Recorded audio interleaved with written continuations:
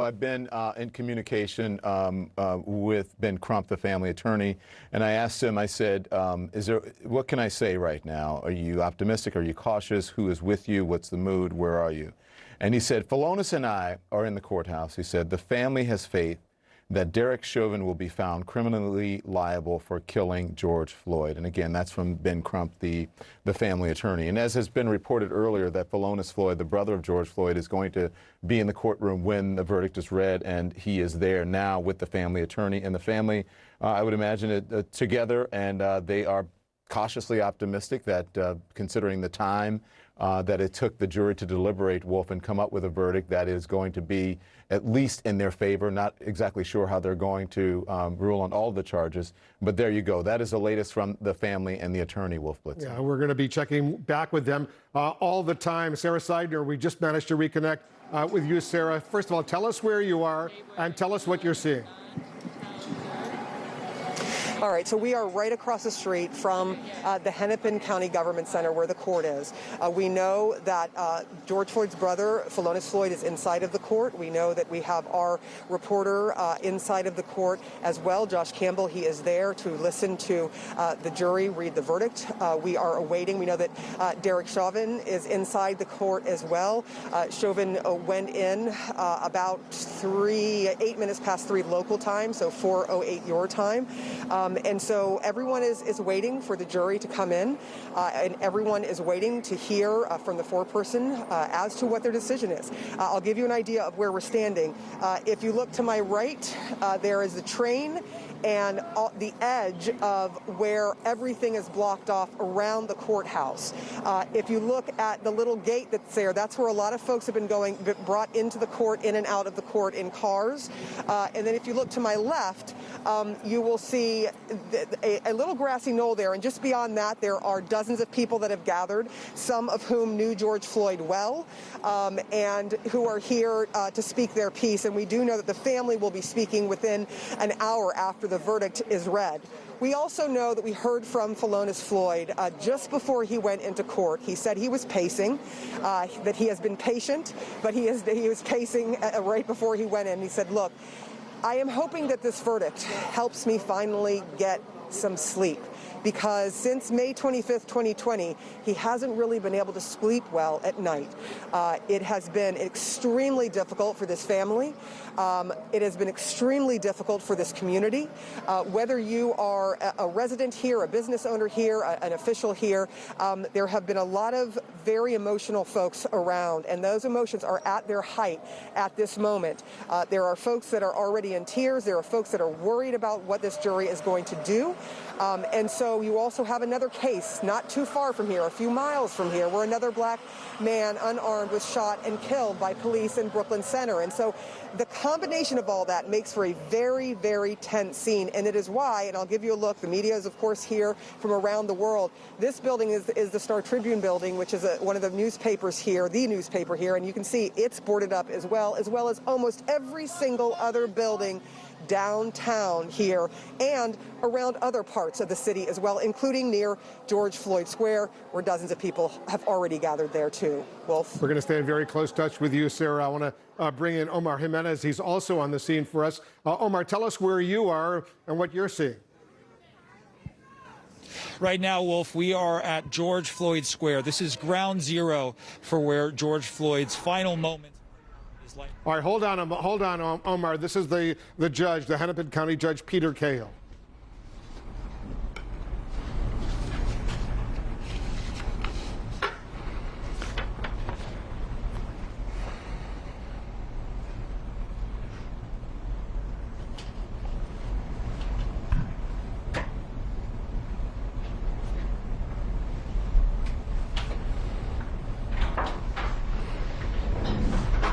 All rise for the jury.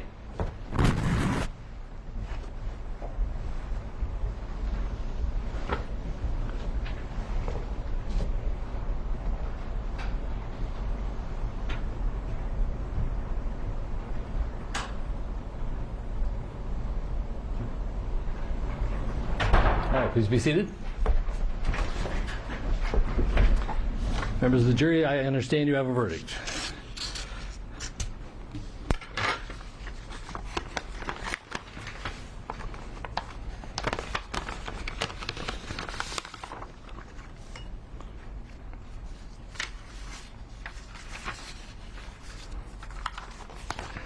Members of the jury, I will now read the verdicts as they will appear in the permanent records of the 4th Judicial District. State of Minnesota, County of Hennepin, District Court, 4th Judicial District. State of Minnesota Plaintiff versus Derek Michael Chauvin, Defendant. Verdict, Count 1. Court file number 27, CR 20-12646. We, the jury, in the above entitled matter as to Count 1, unintentional second-degree murder while committing a felony, find the defendant guilty. This verdict agreed to this 20th day of April 2021 at 1:44 p.m. Signed, juror foreperson, juror number 19. Same caption, verdict count 2. We, the jury, in the above entitled matter as to count 2, third-degree murder, perpetrating an eminently dangerous act, find the defendant guilty. This verdict agreed to this 20th day of April 2021 at 1:45 p.m. Signed by jury foreperson, juror number 19. Same caption, verdict count 3. We, the jury, in the above entitled matter as to count 3, second-degree manslaughter, culpable negligence, creating an unreasonable risk, find the defendant guilty. This verdict agreed to this 20th day of April 2021 at 1:45 p.m. Jury foreperson 019. Members of the jury, I'm now going to ask you individually if these are your true and correct verdicts. Please respond yes or no. Juror number 2, are these your true and correct verdicts? Yes. Juror number 9, are these your true and correct verdicts? Yes. Juror number 19, are these your true and correct verdicts? Yes. Juror number 27, are these your true and correct verdicts? Yes. Juror number 44, are these your true and correct verdicts? Yes. Juror number 52, are these your true and correct verdicts? Yes. Juror number 55, are these your true and correct verdicts? Yes. Juror number 79, are these your true and correct verdicts? Yes. Juror number 85, are these your true and correct verdicts? Yes. Juror number 89, are these your true and correct verdicts? Yes. Juror number 91, are these your true and correct verdicts? Yes. Juror number 92, are these your true and correct verdicts? Yes. Are these your verdicts, so say you one, so say you all? Yes. Members of the jury, I find that the verdicts as read reflect the will of the jury and will be filed accordingly. I have to thank you on behalf of the people of the state of Minnesota for not only jury service, but heavy-duty jury service. What I'm going to ask you to do now is to follow the deputy back into your usual room, and I will join you in a few minutes to answer questions and to advise you further. So, all rise for the jury.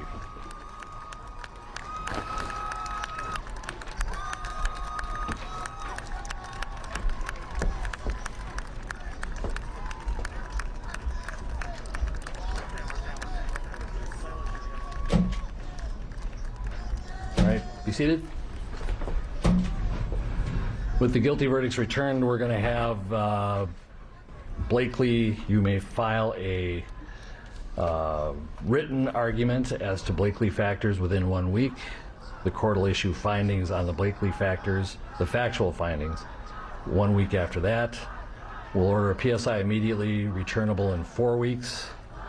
And we will also have a briefing on, after you get the PSI, 6 weeks from now, and then 8 weeks from now we will have sentencing. We'll get you the exact dates in a scheduling order. Is there a motion on behalf of the state? Your Honor, the state would move to have the court revoke the defendant's bail and remand him into custody pending sentencing. Bail is revoked, bond is discharged, and the defendant is remanded to the custody of the Hennepin County Sheriff. Anything further? Oh, yeah. All right, thank you.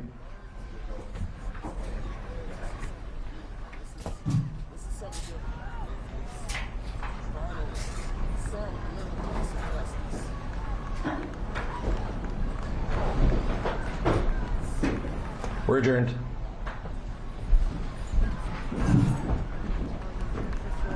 So there you have it, less than 10 minutes, guilty on all 3 counts. Guilty second-degree murder, guilty third-degree murder, guilty second-degree manslaughter. You saw the former police officer there, Derek Chauvin, handcuffed. He's going back into jail. He was out of jail on bail, awaiting these verdicts. Guilty on all 3 counts. Let's get immediate reaction from Don Lemon. Don, you're watching this as closely as anyone. Justice has been served. And you can see the reaction from the crowd, how America feels. And I'm sure people who are watching all over this country, or watching all over the world, are on their devices getting messages from people, as I am, saying, thank you, Jesus. Thank God. Finally, justice on all counts. The attorney for the Crump family has reached out and given me a statement, Wolf, and he says, guilty. Painfully earned justice has finally arrived for George Floyd's family. This verdict is a turning point in history and sends a clear message on the need for accountability of law enforcement. Justice for Black America is justice for all America. We thank Minnesota AG Keith Ellison and his team, along with our legal team, for fierce dedication to justice for George. But it does not end here. We still have work to do. We have to make the George Floyd Justice in Policing Act become law so we can hold law enforcement accountable and prevent so many of these unjustified killings of marginalized people of color. This reminds me in so many ways, and it's not specific, but it reminds me of the tension and the passion and the angst that was felt during the reading of O.J. Simpson. People on the street hugging each other. Other people were just beside themselves. But remanded into custody, the verdict spoke for itself, and if that didn't speak for itself, Wolf, a police officer who had been on the job for years, a training officer, handcuffed and led away, and the next place for him, the next home for him, will be prison. You know, Don, this is a powerful moment in American history that we're watching unfold right now. Anderson, guilty on all 3 counts, second-degree murder, potentially up to 40 years. We don't know if he'll get that. Third-degree murder, guilty, 25 years, maximum sentence. Second-degree manslaughter, guilty, maximum sentence, 10 years. Don't know if he's going to get all that, but he's going to jail right now for potentially a very long time. Yeah, and just for our viewers who are watching, on the left-hand side of your screen in the lower corner, what you're seeing is that is the location where George Floyd was murdered. That is where Derek Chauvin killed, murdered George Floyd. On the right-hand side of your screen is outside the courthouse where we were seeing George Floyd's girlfriend. Van Jones, your response to your reaction to this verdict? Well, you know, one down, many, many more to go. But I think about that young girl who brought out her cell phone and who stood there in horror, not knowing what to do, but just holding that phone steady. She did the right thing. All those community members who came and begged and pleaded and talked, they did the right thing. That EMT person did the right thing. When people called the police on the police, they did the right thing. When the police chief fired this man, he did the right thing. When people marched by the millions, they did the right thing. And part of what I think the message has to be is that we have to get more involved. It started with that young girl. She got involved. And then you had a community stand up, and you had a governor step in and take the case and give it to Keith Ellison to make sure that it was done the right way. This is the beginning of something. This is not the end of anything. This is the beginning of something. Where is Congress? They need to act. Those chokeholds are still legal according to the federal government. That needs to change. There's no duty to intervene from the federal government. That needs to change. There's no registry for cops like Chauvin. That needs to change. You know, when you have somebody like, Representative Karen Bass and Tim Scott fighting, we need to get behind them. This should never happen again. One down, many more to go.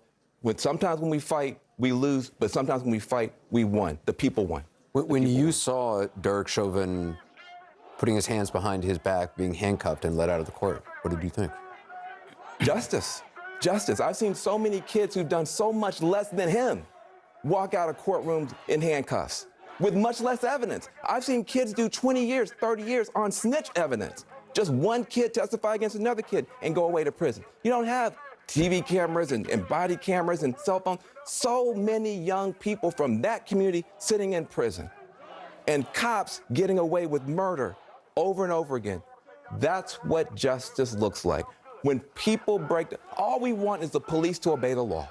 We're not asking for anything but that, for the police to obey the law. And when they break the law, they should have handcuffs just like anybody else. We don't want them to be below us or beneath us. They should obey the law. That is what justice looks like. Do you worry some people are going to see this and say, okay, that's good, it's done, it's over? It took too long. It took too long. It took too much marching. It took too much. It took too many tears. and it was too close. And I don't care who you are, this morning you woke up afraid to hope. You were scared to hope. Even with all the evidence you saw, you were scared to hope this morning. That tells you we need real change. Laura? You know, these bystanders we heard in the prosecution's closing, they bore witness to what was happening. They felt powerless. They felt guilt. They felt remorse that they could not do more. And I remember that 18-year-old who had the wherewithal and the fortitude to hold America's eyes to what was going on and said, I've spent nights being guilty, apologizing to George Floyd, and then I realized it's not what I should have done, it's what you should have done, talking to the officer who was standing there in that courtroom. And the idea here that here we are, going from a feeling of powerless to having it handed over to the jury, for them to now assign guilt to somebody who was not a part of the noble profession of police officers, that was acting under the color of law because he could. And how dare anyone question my ability to keep my knee on the neck of a man for 9 minutes and 29 seconds. This is a profound moment of justice, but it's also one, as Van talks about, I look ahead to what justice actually means in a definitive and holistic sense. This is but a start, but at least now I can answer my son's question when he says, Mommy, what if that happened to me? I can at least show him what justice looked like today. I want to go to Sarah Seidner. Sarah, explain where you are, what you're seeing. Go to the sidewalk. Let's go to the sidewalk. Sarah Seidner, she's getting back into position. We'll go back to her very shortly. Laura, just in terms of what happens now, sentencing now is several weeks away. It is. And first what happens, as I said, you'll have what they call the Blakely factors, the idea of those aggravating factors. What that means is the judge will now decide whether the idea of it happening in front of a child, we know as young as 9 years old, the idea of George Floyd being particularly vulnerable in the position, the idea of the power dynamic of an officer to a civilian, the judge will now assess those aggravating factors. You'll also have the notion of what's called the PSI. He said the pre-sentencing report, essentially. And what that is to show the different, they call them crimogenic factors that say, what's his remorse, what's his criminal history, if any. I suspect there's none. He's a police officer, or was after all. And the idea is about what would a holistic rehabilitation plan look like. Remember, he's not serving life in prison on any of these charges, so he will one day return to society. What will that look like when he does? You know, Van, Laura Coates talked about bearing witness, and you talked about it as well, the young woman who held a camera up, and all of us carry those cameras with us, but it really reminds so many people, it reminds us all that we can bear witness in our own lives. Yes. I'm not talking about videotaping things, I'm talking about bearing witness to the struggles of others, bearing witness to the pain, to the injustices that we see. Yeah, and that was one of the most beautiful things that happened. If you, in January, February 2020, if you'd asked probably the average white person, is police brutality a big deal? Is anti-racism a big deal? Then some would have said yes, some would have said no. Because of that young woman, and because of the video, 20 million white Americans marched, according to some, like millions. I didn't say thousands, millions. There were Black Lives Matter marches in Idaho when they ain't got no black people. That gives you a sense of how humanity's heart was touched. And so that shouldn't just happen in the streets when we're marching. There's so many opportunities, to your point, for us to do better. Listen, the empathy gap that we're seeing throughout our politics can start to close a little bit. Because don't forget, it's important for the young people to understand this. The police chief fired the guy and testified against him. There were people throughout the profession of law enforcement who came forward and did the right thing for once. And guess what? All those people still have jobs, and Chauvin is in jail. So more cops can speak up. More police chiefs can speak up. And more people can do the right thing in these situations. Chief, I want to go to Don Lyman. Don? Anderson, thanks. And you know, Van, you're absolutely right, and so is Laura. Laura, we spoke earlier today, and we talked about the people who were standing there on the side of the street and filming this. And yes, they did feel helpless in the moment, but they didn't know their power then, but they certainly know their power now. But I just want to add to, you know, when Van said that there's a lot more to be done. What there needs to be done, police officers around the country are going to have to do things, they are going to have to hold their fellow officers accountable. There are other officers who are involved in this particular incident. And in that moment, they did not. It doesn't seem that they held their fellow officers accountable. And with the Army lieutenant in Virginia, no one held that officer accountable as he was spraying the other officer and treating him in a way that was just demoralizing and disrespectful. So yes, it's incumbent upon the citizens to hold these police officers accountable, but it's going to be incumbent upon the organization and the fellow officers who are there every day with those officers who are not doing the right thing to hold them accountable. I want to get to the streets now. Go ahead. No. I just want to bring in, you're talking about officers. I just want to bring in Chief Ramsey, Don, to our conversation. Your perspective now when you see what's happened. Well, first of all, this is the right verdict. And I go back to the closing arguments that the prosecution made the comment that this isn't an anti-police trial, it's a pro-police trial. And when I think about all the men and women that have been killed in the line of duty, serving others, when I think about the men and women out there right now serving honorably, this decision supports them. It doesn't harm them. You know, I've been in policing for more than 50 years, and I've seen a good side of it, but there is a dark side. And that's the side that Derek Chauvin and others like him, that's where they operate, is on that dark side. And light has to be shown there. And there has to be changes. There has to be reform.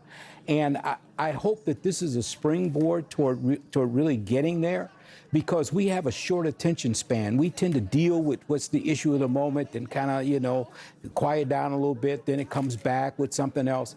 You can't afford to do that. I think the president's making a mistake by not taking the lead on police reform and saying, well, our Congress can't do much of anything right now. And so, you know, there needs to really be the leadership there. This is the moment. The moment is now. I'm proud that I spent 50 years in policing. I wouldn't change it for anything in the world. But I also can't be blind to the fact that we've got people who have no business wearing a badge and a gun. And even in our training, we don't teach the history of policing. So young cops hit the street and wonder why they go in some neighborhoods and people look at them with suspicion and don't trust them. It's because of the history. Really? They don't teach the history? We don't. Some departments do, many don't.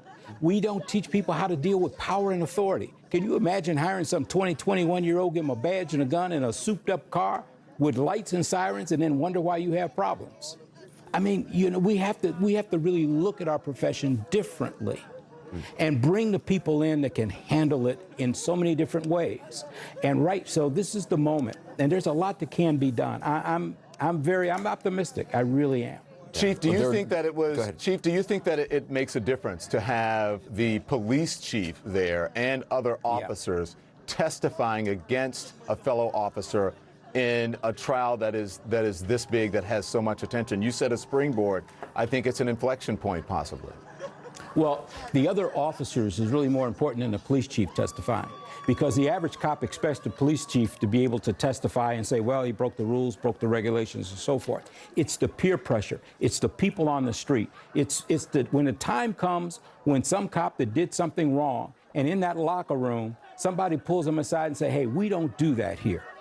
Yeah. We don't do that. That's when you get change. That's culture change. And that's what has to happen. It can happen, not overnight, but it can happen. And it starts with holding people accountable that operate outside of the bounds of justice. Yeah. And you're right on. I want to get now to Omar Jimenez. You see the scene that's taking place now in Minneapolis, to get out to where the folks there, where it looks like their celebration. This is the Cup Foods where Omar is, and this is where this event unfolded and the reason that we are here today. Omar Jimenez, what are you seeing there?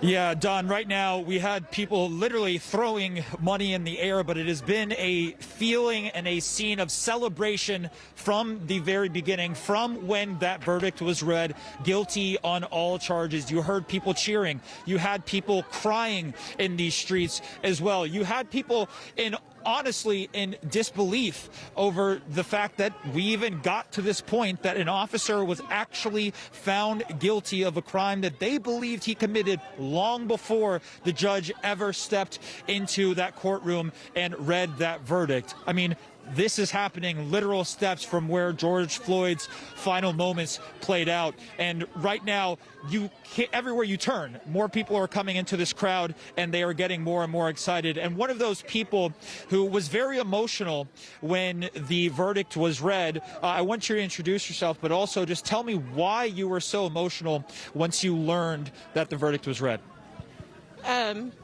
My feeling was it's very bittersweet because his family, much like a good friend of mine, Sandra Bland, Sandy as I knew her, will never see him again, will never touch him, will never hug him. His daughter will grow up without a father.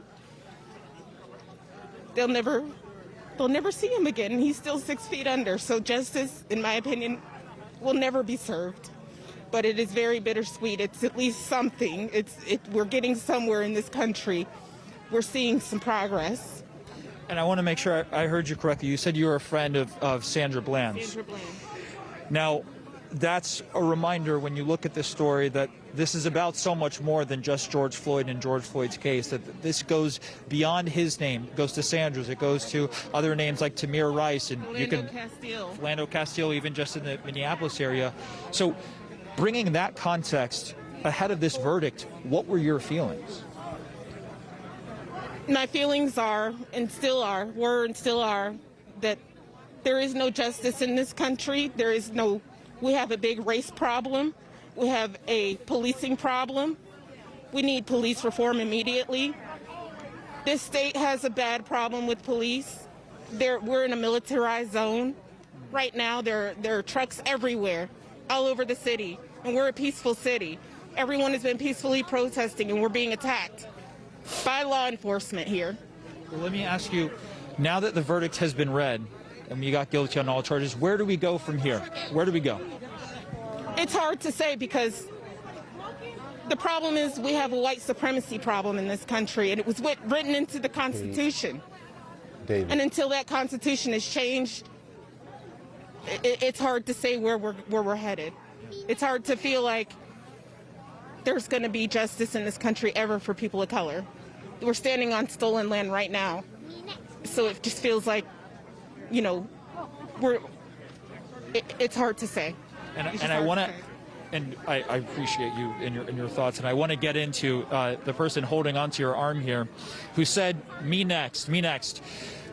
What do you feel about what happened today? What do you want to say to people out there? I don't know. All right. Well, she's wearing a sweatshirt that says "Stop Killing Black People," and when you walk around George Floyd Square here, you see signs and faces of those that have come before the George Floyd cases,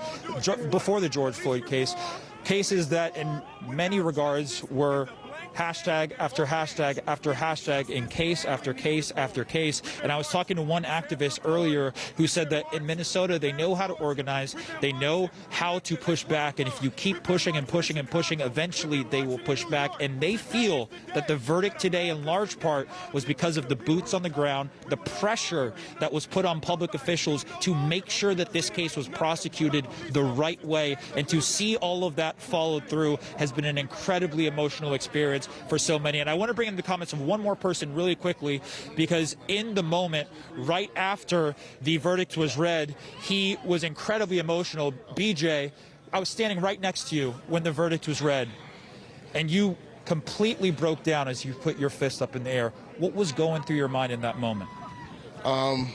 Basically just that this is something different. This is new. Just because we've been here so many times before, and honestly, the first thing that I really thought about was the Rodney King situation. And I thought it could have been something similar to that, just because we all saw that too. And this feels like we can breathe. This feels like something new. It's hopefully a new day in America. BJ, I appreciate you. All right. Be safe out here. I want to send it back to you, Wolf. Now, obviously, a scene of celebration here at George Floyd Square, the epicenter of what happened almost a year ago today. Omar, thank you very much. We're going to get back to you. Just to recap for viewers who may just be tuning in, the former police officer Derek Chauvin guilty on all 3 counts: second-degree murder, third-degree murder, second-degree manslaughter. He was handcuffed as he was escorted out of that courtroom. There you see it right there. Just moments ago, Derek Chauvin, he was out on bail awaiting this verdict. Now he's going to jail, and he'll be in jail for a long time. We're waiting for President Biden, by the way. We're told he's going to make a statement to the American people momentarily from the White House, reacting to the guilty verdicts. Let's go to Miguel Marquez right now. He's over there at the scene of this murder. Omar, tell us what you're seeing there over there at Cup Foods. I mean, Miguel. Yes, sir. This is Miguel Marquez, and I am at the Hennepin County Government Center where the verdict came down today. And as it was read out, this crowd erupted in what can only be described as elation after verdict was read. I spoke to one man right in the moment, and he was in tears. This is a guy I'm 6 foot. He was about 6'3", 6'4". He was absolutely in tears, people holding on to each other. You can see right now it's gone from the grounds of the courthouse to the street, and it's essentially a street party in downtown Minneapolis right now. And I don't know if, Jerry, you can hit the building all the way from here, but you can see the Hennepin County Government Center. You can see the National Guard members along that part of it above the steps there, watching out over this crowd. And the crowd is now growing. If we look down the street on the other side of the Government Center here, the crowd is growing exponentially. There's barbecues going. There's people on top of their cars. You even have somebody who's come out to do sign language for those who might need that service. This rig, by the way, the van you're looking at with the speakers, that has been at Brooklyn Center almost every night. This is a rig that we've seen around town. This is something that whenever this particular van with the speakers show up, you know that's sort of where people are gathering. We're also listening to, I believe that's Courtney Ross, who was George Floyd's girlfriend, who responded to us a short time ago about her feelings about this verdict coming down, and she could barely speak. She was completely overwhelmed with emotion. She expected guilty verdicts on all three, but to hear it is something different. There is a real sense that this means not just something for Minneapolis, not just something for Minnesota, but for the country, for race relations, for policing. That this may not be the biggest step forward, but it is certainly a step forward for people here in Minneapolis. Wolf? It certainly is, Miguel. Thank you very much. I want to show our viewers here in the United States and around the world the reaction of some of the crowd as they heard about the verdicts. Listen to this.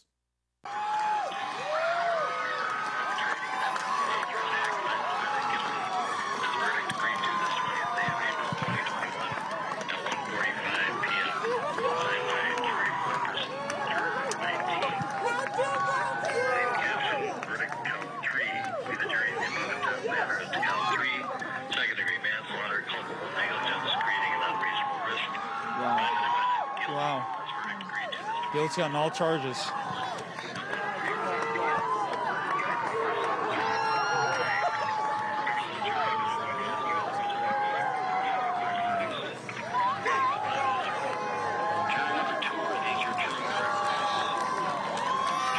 Wow.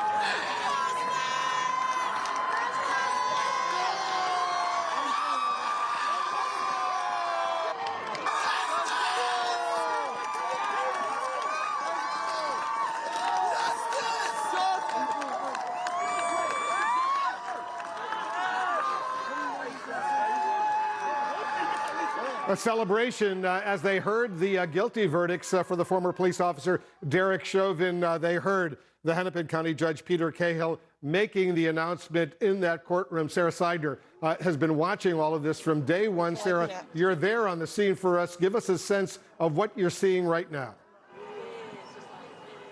The phone, hey, Morgan, the phone call is not connecting right now. Unfortunately, Sarah Seidner, we're going to have to reconnect with Sarah Seidner. Don Lemon, we're watching all of this together with you, with Anderson, all of our reporters who are there. So many people are watching. The brother of George Floyd.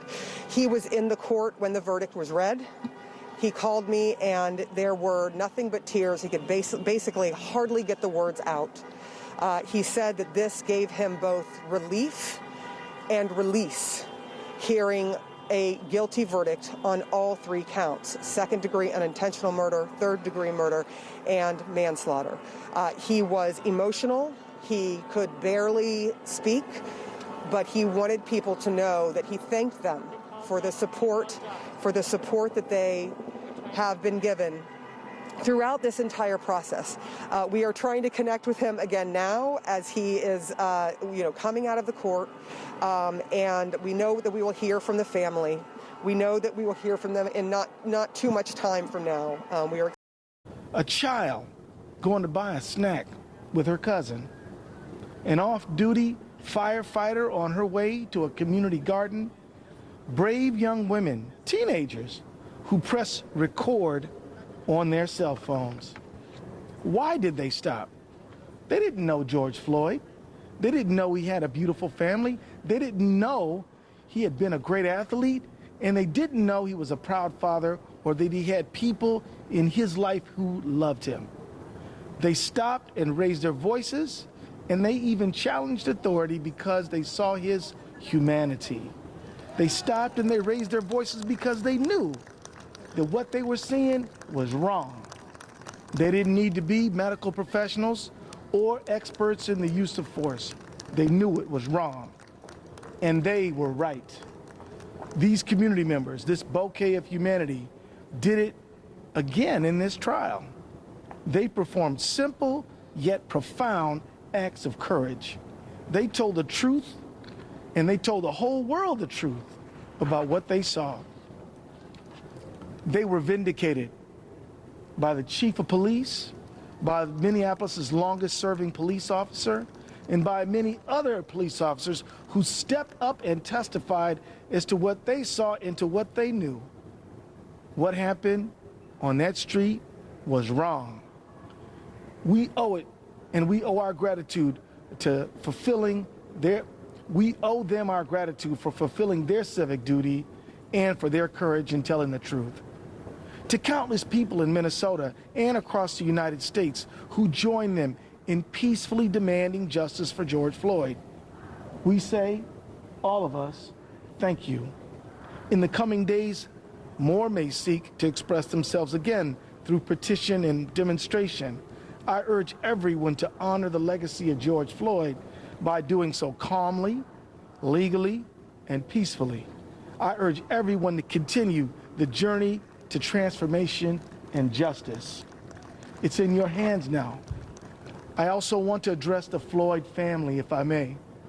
Over the last year, the family of George Floyd had to relive again and again the worst day of their lives when they lost their brother, their father, their friend.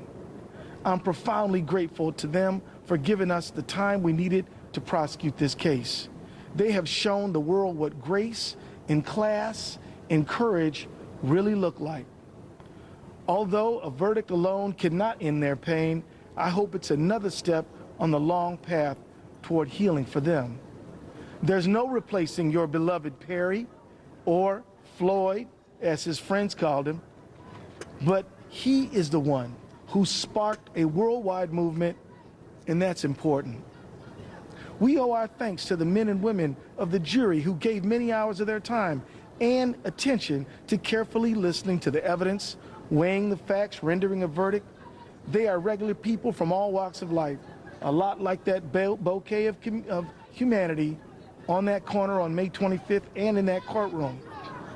They answered the call, and they served in a landmark trial. They now deserve to return to their lives.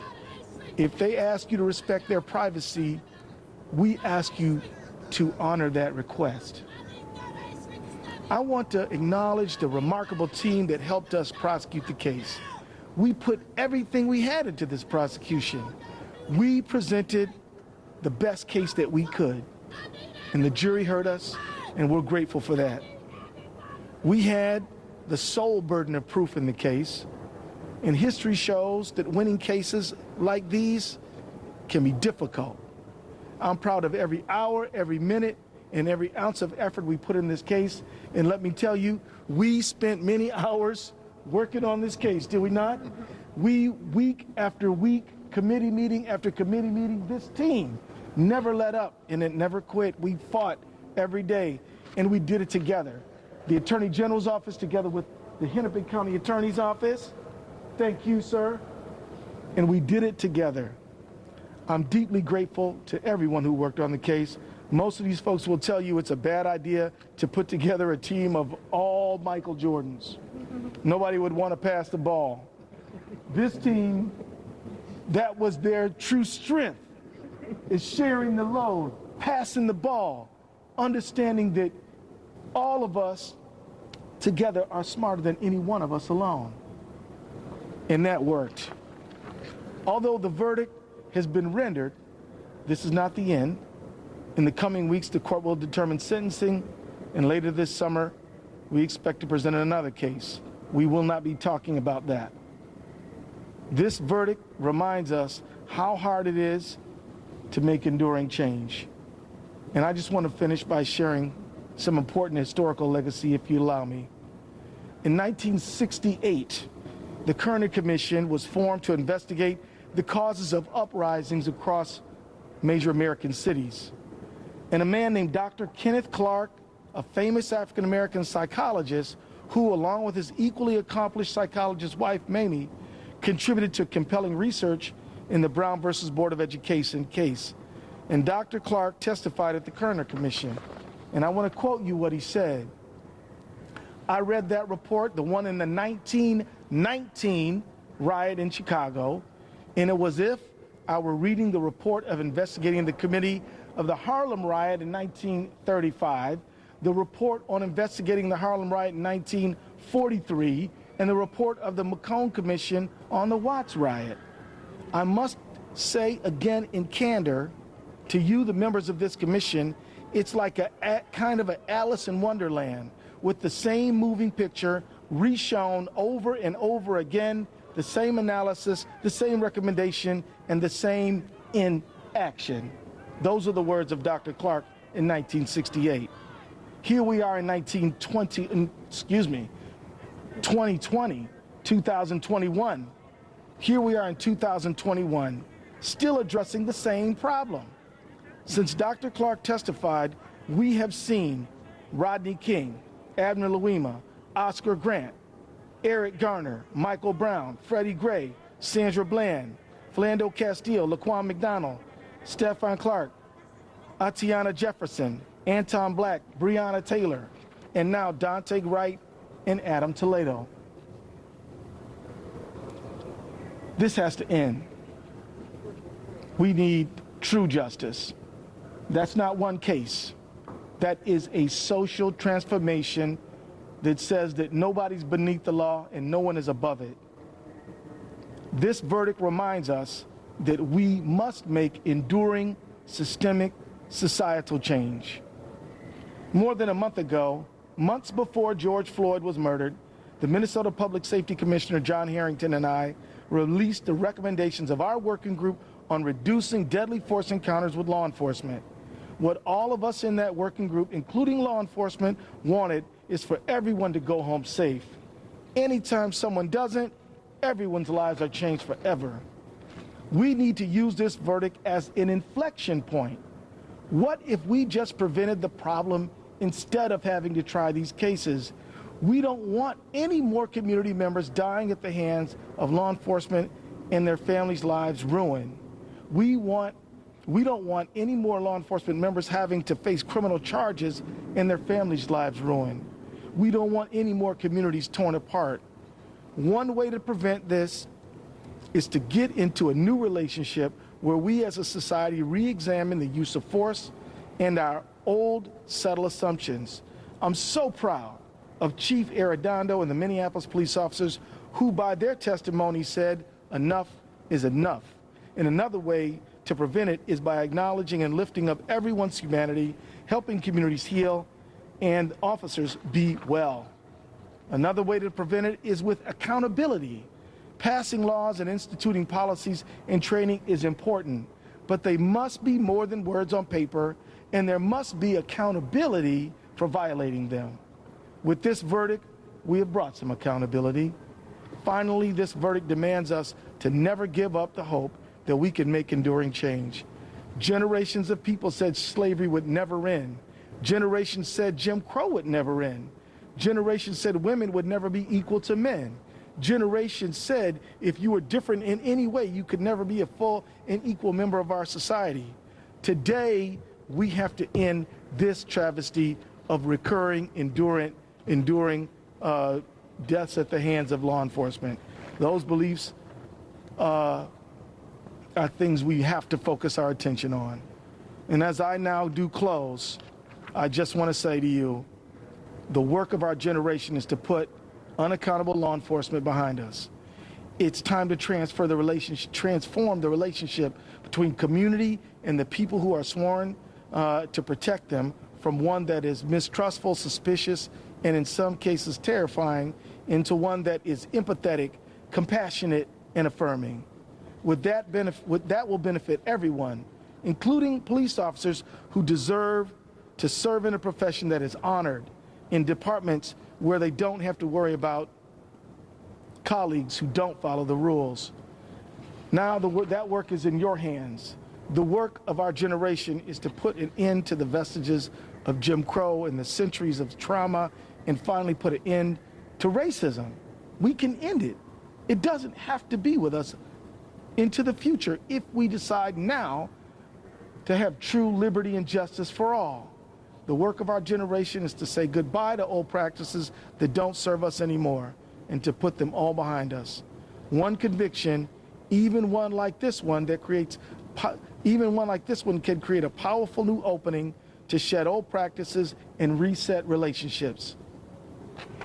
So with that, I just want to say that I do hope that people step forward and understand that nobody can do everything, but everybody can do something.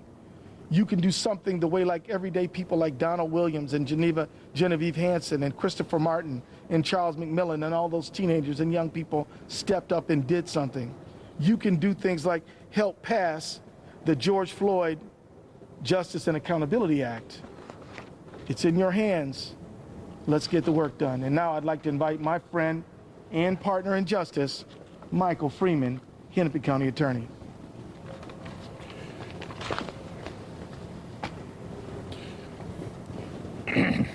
Thank you, Mr. Attorney General. First, I want once again to extend my heartfelt sympathies to the families of George Floyd. I hope today's verdict provides some measure of closure for them. And let me say what a tremendous job Attorney General Keith Ellison did in recruiting and organizing a talented team of prosecutors and supporting staff. Great job. Matt Frank, Jerry Blackwell, Steve Schlescher, and Aaron Eldridge were exceptional. Their use of experts, evidence, and witnesses left the jury no alternative but to find Mr. Chauvin guilty. We and the people of Minnesota should rightly be proud of these four and your entire staff of volunteers and assistant attorney generals and the jobs they did over the last 7 weeks. I'm also proud from the moment that the Hennepin County Attorney's Office charged Derek Chauvin with murder and manslaughter 4 days after George Floyd's murder, our team worked long hours side by side with the Attorney General's team. Managing Attorney Gene Burdorf did legal analysis and writing. Assistant Hennepin County Attorney Joshua Larson did witness prep and strategy development. And Vernona Boswell, manager of our Victim Services Division, has been in direct contact for nearly a year now with the family of George Floyd. Victim and witness advocates Jessica Immerman and Keith Johnson managed all the witnesses, civilian and professional. My two deputies, Lolita Ioa and Andy Lefevre, and I supplied strategic advice and coordination to this talented team 24/7. These guilty verdicts against Mr. Chauvin cannot be the end of the conversation about officer killings of civilians. We need to prevent these killings in the first place. The Minnesota legislature, as it moves into the final 3 weeks of the session, must pass a number of bills that will make policing fairer and safer for all, but especially for black men and women and other people of color. I've been lobbying legislators to pass these critical bills. If they fail, then it will be time once again to have a statewide task force to hold hearings and come up with model legislation intending to put an end to these deaths. I am prepared to be part of that fight. Again, Keith, great job. Thank you, Mike. And now I'd like to ask the trial lawyers to share some thoughts if they have any. But before I do that, I'd like to myself thank a number of people. And I'm just going to start by, why don't we just have our trial lawyers come forward, and then we'll thank our whole team. So, Jerry, Steve, which one of y'all want to do it? Matt, where'd Matt go? Yeah, we're right up here. Thank you, Attorney General Ellison. And when I say thank you to Attorney General Ellison, I want to thank you for calling me and calling me back into public service, which is something that I was able to do as a federal prosecutor, as a state prosecutor, as an assistant county attorney in the United States Army. And when I left private practice, I thought those days were behind me, but I received a call, and it was from Keith Ellison. And he gave me the opportunity to step back into public service, something that is so important to me, something that I cherish. And I would just encourage anyone, if you get a call like that as an attorney, it's a privileged life, it's a noble profession. And if somebody calls you and they ask you for help, don't overthink it. Just do it. As I've found in my career, you get a lot more than you give. I'm honored to have stood with the Floyd family, to stood with the state of Minnesota as we go through this painful process together. And it's been my privilege to practice with this incredible, gifted trial team. And so I stand here today in gratitude. I'm thankful. I want to thank the jury for their service, for doing what was right and decent and correct and speaking the truth and finding the right verdict in this case.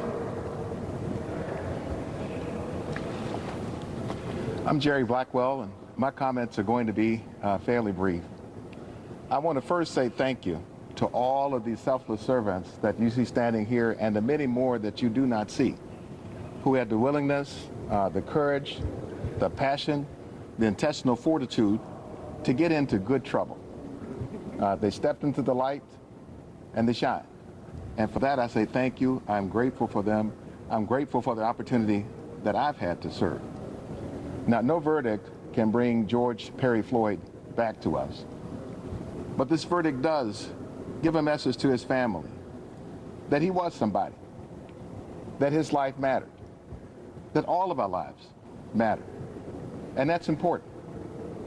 And I also hope that this verdict, for all of the rest of the collective, all of us, will help us further along the road toward a better humanity. Thank you all. Matt Frank.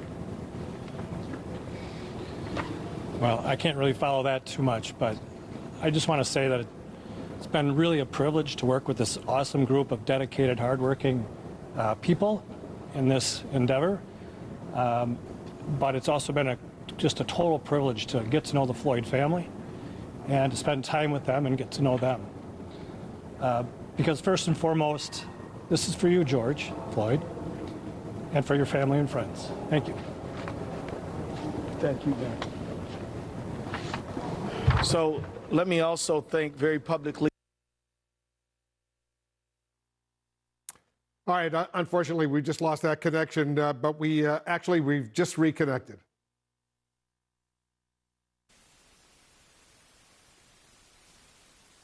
Balmakun. Thank you, Zuri. And Natasha Robinson. I want to thank you and the next generation, the next generation of justice seekers. Dion Dodd, I want to thank you. Dion, where are you? Thank you very much. And I want to thank you, Vernona Boswell. You are a star. And I also want to thank so many other people.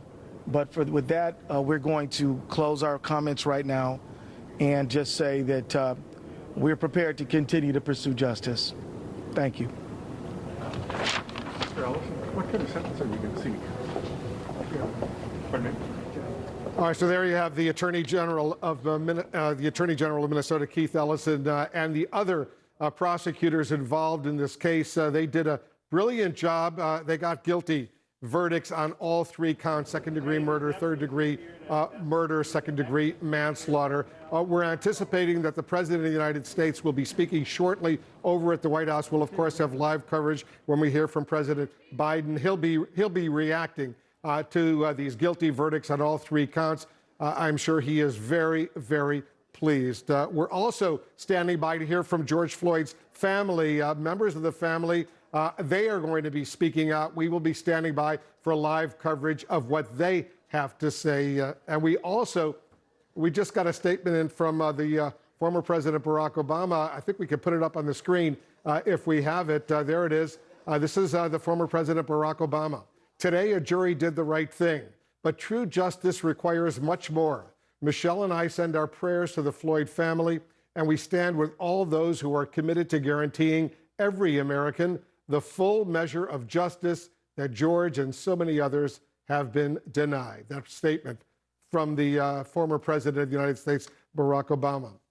Ben Crump, the lead attorney for the Floyd family, has also put out a statement saying that the Vice President Kamala Harris has called the Floyd family. I think we have a clip. Watch this. Hello. Hello. Hey, how you doing? How's Gianna doing? Feeling better now. Nothing is going to make it all better, but at least, God, now there's some justice. Right.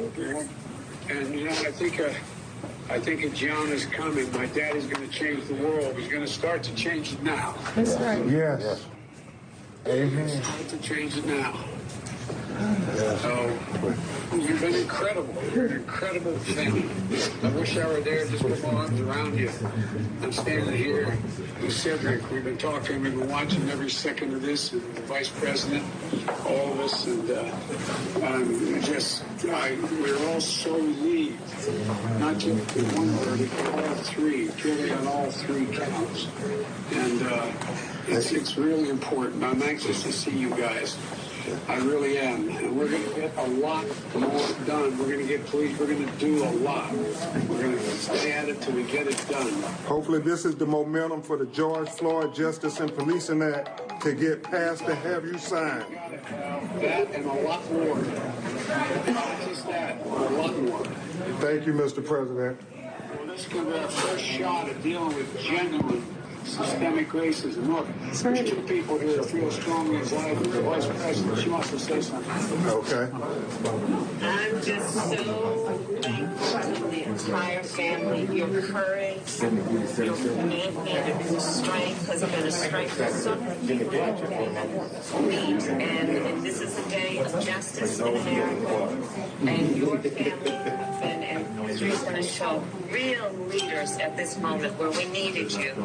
And in George's name and memory, we are going to make sure his legacy is intact and that history will look back at this moment and know that it was an inflection moment. You had to sacrifice so much, your family did too.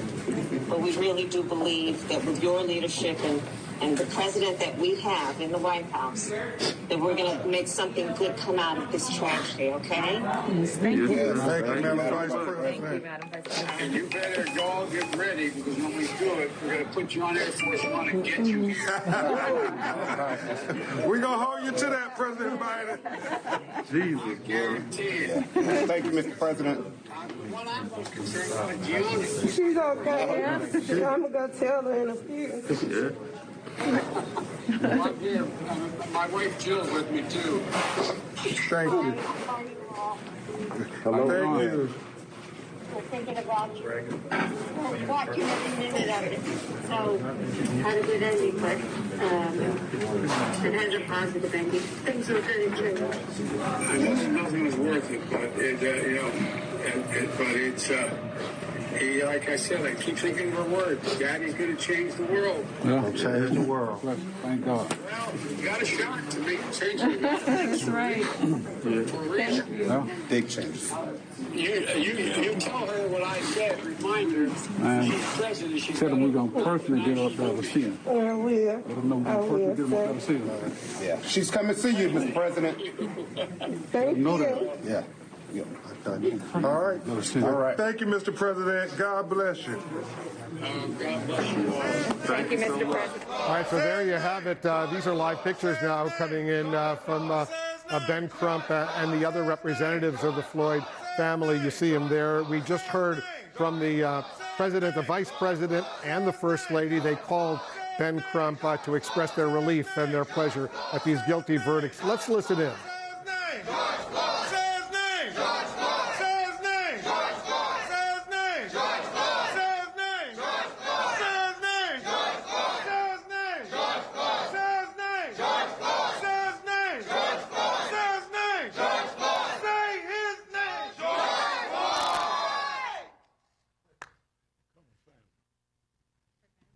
Before we say anything, we're going to have a prayer.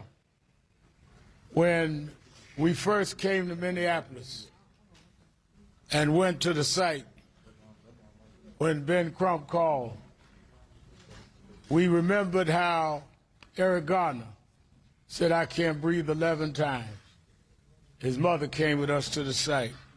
The family came in, and this family has stood together for the last 11 months, watching this video go over and over and over again. This family stood with pain, suffering, and not knowing what the future held, because so many families went and got nothing. They thanked God when they got the indictment, which would not have happened had not the Attorney General, Keith Ellison, took this case. Yeah. And Keith Ellison fought and put together a team that made this possible. And this is the first time in the history of this state that a white police officer has been convicted, less known convicted, of a murder. This is the first time in a long array of fights that we've seen 3 counts, guilty at all 3. We don't find pleasure in this. We don't celebrate a man going to jail. We would have rather George be alive. Amen. But we celebrate that we, because young people, white and black, some castigated, many that are here tonight, marched and kept marching and kept going. Many of them looked down on, but they kept marching and wouldn't let this die. And this is an assurance to them that if we don't give up, that we can win some rounds. But the war and the fight is not over. Just 2 days from now, we're going to have to deal with the funeral of Daunte Wright in this same county, the same area. We still have cases to fight, but this gives us the energy to fight on. And we are determined that we're going to fight until we make federal law the George Floyd Justice in Policing Act must be law. We want to thank all that were involved, especially the Attorney General and the Governor and others. We want to thank President Biden, who the first time he came out of his house during the campaign, he flew to Houston and met with the family and Attorney Crump and I. And he sat there, and I will never forget, he said to George's daughter that I heard you say your father is going to change the world. Well, we can now tell George's daughter she was right. Her father has begun the changing of the world for real. But before we do anything, we first want to pray and thank God, because somehow God made a way. He had mercy. We believe in a God that can even get through the cracks in the jury room and bring conscience and bring truth. And that jury, we want to thank them for letting God give them the strength. Wherever they are tonight, we want them to know we broke down in tears when we heard the verdict. We had to hold each other and hug in tears because too many nights we've cried, many of us for decades, spent nights in jail. But today we can wipe our tears away and fight on for another day. There's sunlight. We're going to keep going till we bring it for the Eric Gardners and the Breonna Taylors, whose boyfriend is here tonight. Kenny Walker. Sean Bell. So many that did not get this night. This night is for them. Let us pray. Let's lock arms and pray like we can, folks. Where? Come on, Brandon. Where's Philonis? Right here. Come on. Yeah, come on. You and Rodney come up front. Ain't no use hiding now.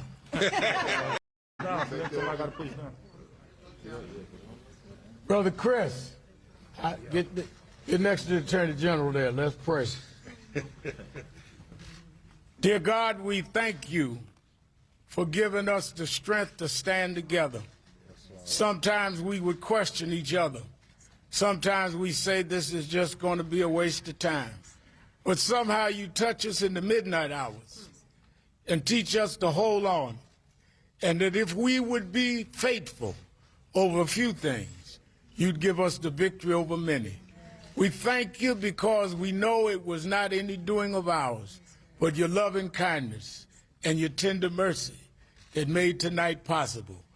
Bless those that worked, that made this prosecution something they couldn't deny. Bless those policemen that got on the stand and testified against another policeman. Bless the jury that listened to the evidence and didn't listen to those that may criticize them for doing this. Bless the prosecutor, Keith Ellison, and his staff that did their job, even though they didn't know what the outcome would be. Bless Ben Crump in a special way, that worked tirelessly, that jumped on planes and left his family to make sure that justice would rain down. Thank you for all of the civil and human rights leaders that stood up. And we thank you for the nameless grandmas and grandpas that would get on their knees and ask you to give us a victory this time. And Lord, as we give you the thanks and give you the praise, let George know that his name is going down in history. They may have put their knee on his neck, but he will now be a figure that we will take the knees off our necks now, and we give you the praise. Thank you. And God, we give you the glory. These blessings we ask in your name. Amen. Amen. Amen.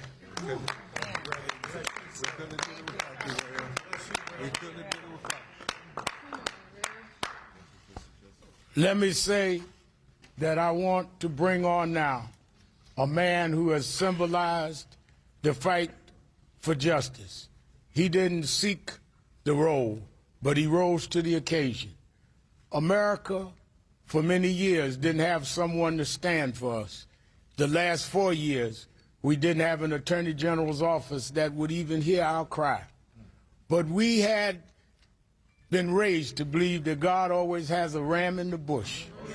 And God has a way of taking the most humble of people and raising them up. We had an Attorney General in Black America that has represented these cases with the acumen and skill of one that was raised in the South but came to claim this nation in a new direction. I bring you the Attorney General for Black America, Ben Crump. Yeah. I love it. Thank you, Reverend Al Sharpton, not only for your mentorship, not only for being a great civil rights leader, but for being a moral authority, especially making sure no matter what happened, that we always maintained the moral high ground, knowing that we were on the right side of history as we fought for justice for George Perry Floyd Jr. Say his name. George Floyd. I am but a member of a great team of very talented attorneys. And I'm going to acknowledge there, we got the Omegas and the Kappas, Reverend Jackson, and the Alphas in here. I want to acknowledge these great group of lawyers and then the family members. 2 or 3 of the lawyers will address you, and then at that time we will hear from the family members before we take any of your questions. I want to acknowledge a great lawyer from Chicago, Illinois, one of the best I've ever had a chance to work with, Attorney Tony Romanucci. I want to recognize my partner on the front line in this case, one of the best lawyers at Ben Onum. He hails from Atlanta, Georgia, Attorney Chris Stewart. His law partner, Attorney Justin Miller, Attorney Madeline Simmons, a great Minnesota lawyers, Attorney Jeff Storms. Raise your hand, Jeff. Attorney Michelle Godot. And who else we got here? Anybody else? We have Attorney Scott Masterson, who's not present. Attorney Pavani. I said Michelle. We got Michelle. All right. And just a great group of lawyers. And I want to let you know who we have present here with the family here in Minneapolis for this historic day. We have George Floyd's brothers. We have Philonis Floyd. We have Rodney Floyd. We have Brandon Williams, who's George Floyd's nephew, but was more like a son to him. They call him Woo back in the 3rd Ward. Woo, woo, woo, woo, woo, woo, woo. We have Keita Floyd, Philonis' wife. We have, where Terrence at? Terrence, New York, where you at? We got Terrence Floyd, his sisters who are not with us, but we should absolutely acknowledge Bridget Floyd, who hails from North Carolina, his sisters LaTanya and Jaja, who hail from Houston, Texas. We have his cousins, Sharita McGee, Tidra McGee, and Tara Brown.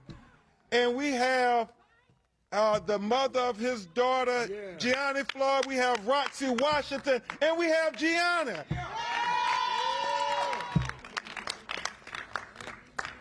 And so I'll make some brief remarks, and then we're going to have Attorney Stewart.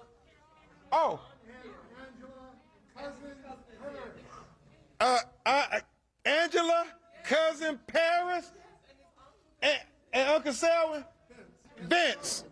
All right. Any more Floyd family? I know it's a big crew. AD, the man he came to Minneapolis with, and Adara.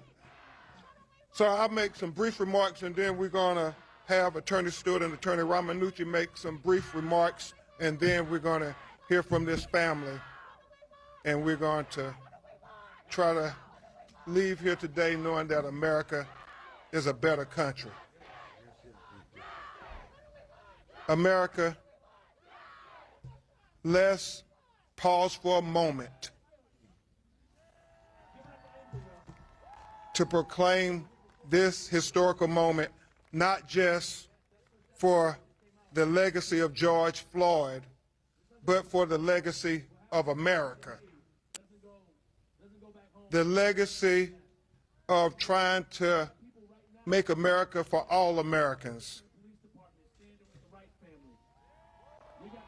so that George Floyd's victory and America's quest for equal justice under the law will be intertwined. America, let's frame this moment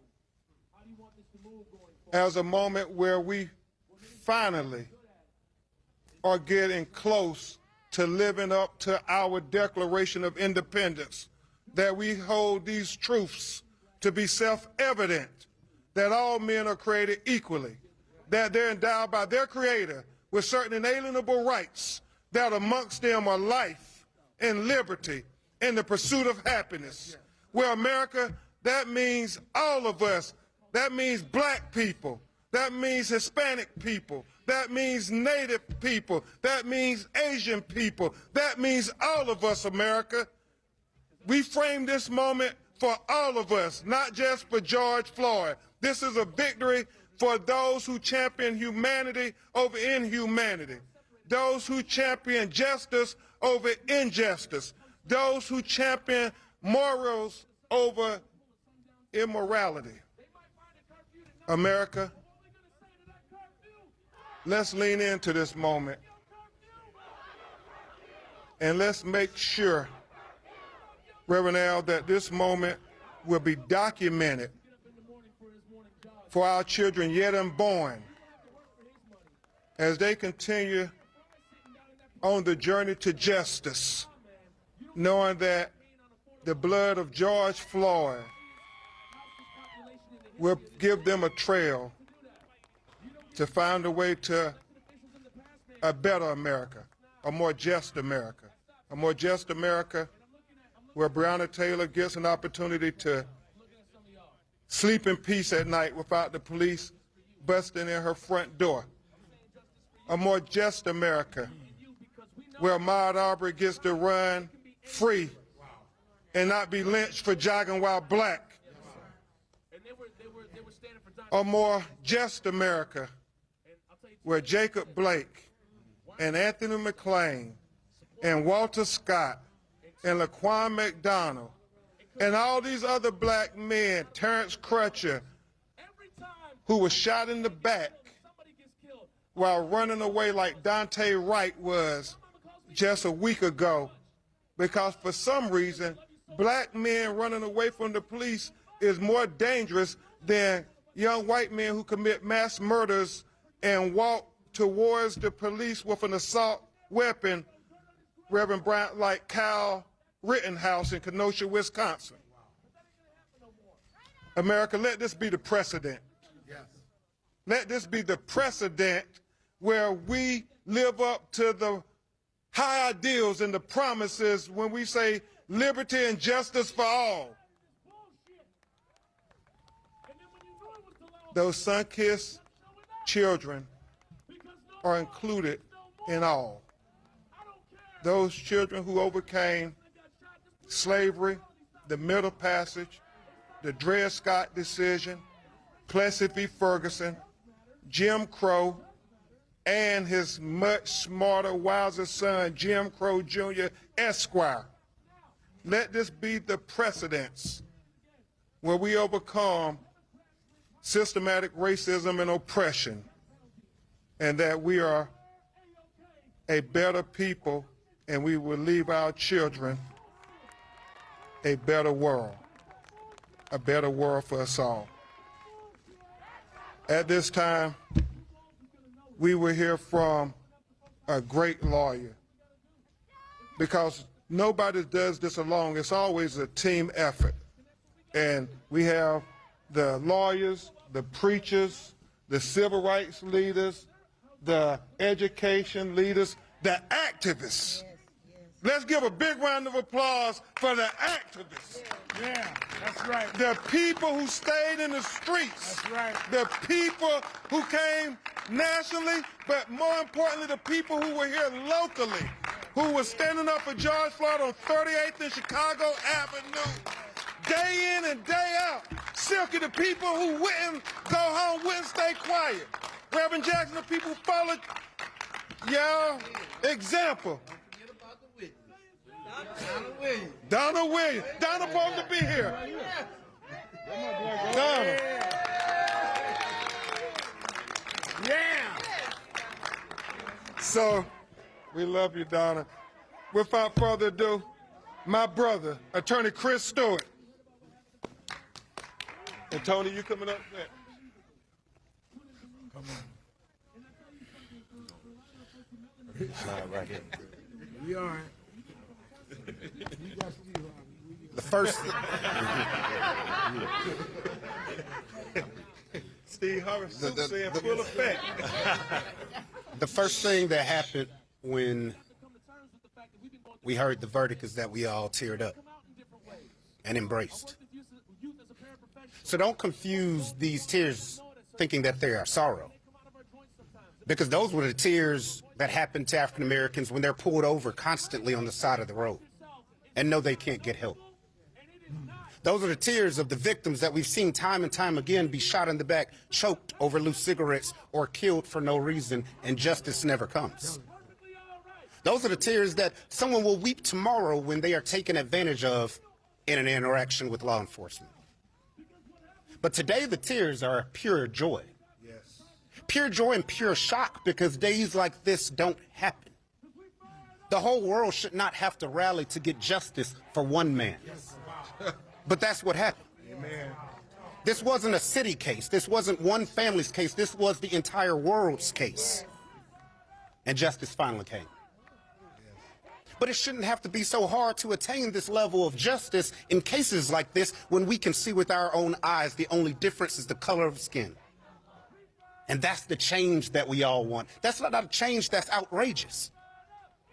Yes, law enforcement have a dangerous job. They have to carry a spear and a sword and a shield. But all too often, African Americans only get the spear or the sword. We need more of the shield. Because this is not a case against every officer. My life was saved by 2 law enforcement officers years ago. So I will never throw every cop under the bus. But we will put more cops in jail when you kill someone for no reason, just because they're black.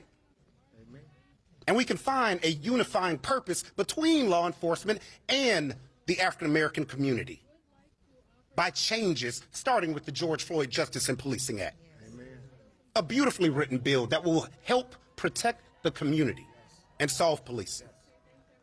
And the main question is, will we let politics divide us? Because that's what happens. Republican or Democrat, you're going to stick to your side. Unify, as Ben has been saying, as Rev has been saying, and get this bill passed and save people so that you don't have to board up your own cities for situations like this. And if not, we'll see you next time when it's time to vote. Amen. You've seen what's happened across this country. And we shouldn't have to be so happy when we finally get one. But we are in celebration for Gianna, for Roxy, who has stood strong this entire time, for the brothers and sisters, for the activists like Tamika and everybody out here, for this entire group. And it wouldn't have happened without every single one of y'all, white or black, people out there praying for this family, getting love and support. And we love all of you all. Let this be a changing point in America for policing in a positive way, and let's unify. Thank you, my brother. Love you, man. Attorney Tony Romanucci from Chicago, Illinois. Good afternoon, everybody. As Ben said, my name is Tony Romanucci. I'm smiling here today not for myself, but really for the entire country and for the world that's watching. I know that on behalf of the family and for everyone who's here today, that we stand here before you feeling a tremendous amount of joy and eternal hope. For me, 36 years ago, I was a young public defender in Cook County. Reverend Jackson, I know you know that place very well. And that's where I was introduced to the marginalization of black and brown people. And for now, this is the 36th year I've seen it come through. I really feel that this country has turned a corner. But I'm going to tell you, it was a tough corner to turn, and it couldn't have been done. And I'm going to reach out to you all, the press, for spreading the message, to the strength and wisdom of Ben Crump, to you, Reverend Al Sharpton, Reverend Jackson, the attorneys, Chris, Justin, Madeline, Jeff, Michelle, Lavani, Nicolette, Ian, all the teams in all the cities in this country, the Attorney General and their magnificent prosecution team. They did it, right? They tied up every loose thread for that jury.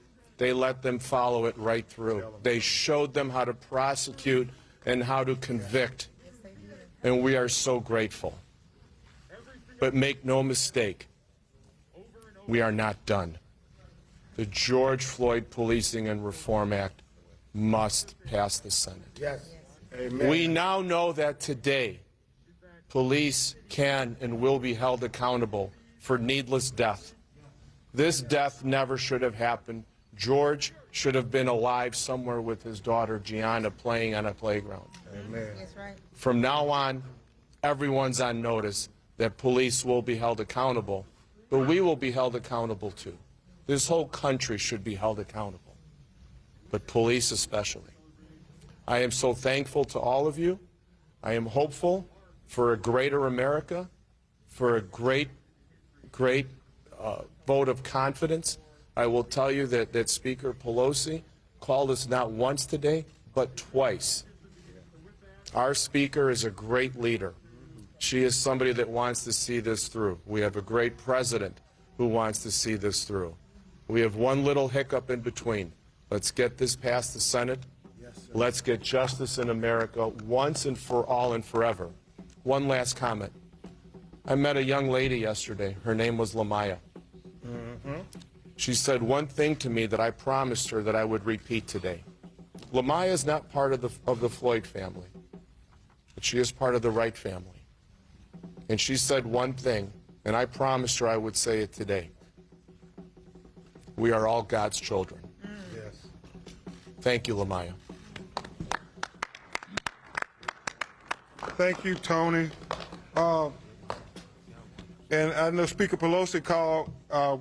We need to acknowledge when we were over at the courthouse as we were leaving, I got one of those calls and we stopped everything. No idea. And it was Chris and Philonis and Roxy, all of us, Justin, as we were walking out, we stopped in mid-sentence because President Joe Biden called to talk about what a moment this was for America and how we have to use this moment to build on. So we want to acknowledge President Biden acknowledging that we are all a better America today. Isn't that what he said? Kamala. Okay. Okay. And we got so many good staff people to thank. Jim McGuffin, Michelle, Adner, Roma, all these people who've been working, you know, in the vineyards, supporting our lawyers, Silky, everybody. But briefly, we can't be in Minneapolis and not have a representative, whether Jeff and Michelle want to come up and say a word. Our great Minnesota co-counsel, Jeff Storms. Michelle, get it done. So I just briefly want to say, I love this city. I love this state.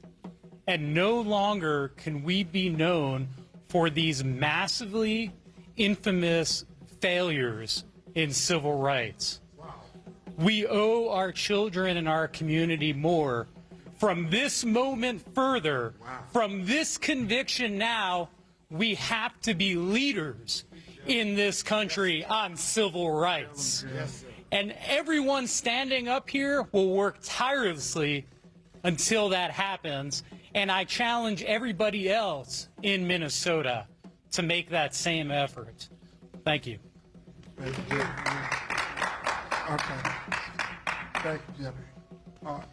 Can we, because they're trying to get everybody take a step back. Let's try to make the podium. Let's try to make the podium. Just everybody take a step back. We're gonna have the family. We're gonna have this. We're gonna have the family come up. Okay. Okay. We're gonna have the family come and try to greet you all. So you got Arthur. You got to back up too. So the camera's trying to get the podium, yeah. So right now, okay. Right now, we're gonna bring up a man who, when y'all first met him, Tony, y'all remember, all he could do is cry because he was heartbroken. He was heartbroken because remember, so many times it's a case to us. Tamika is a cause, you know, my son is a hashtag, but to them, this was their flesh and blood. Mario, they slept in the bed with George. I mean, the stories that they tell, you know this was a close family. He tells those stories, Reverend Al, how he used to pee on George.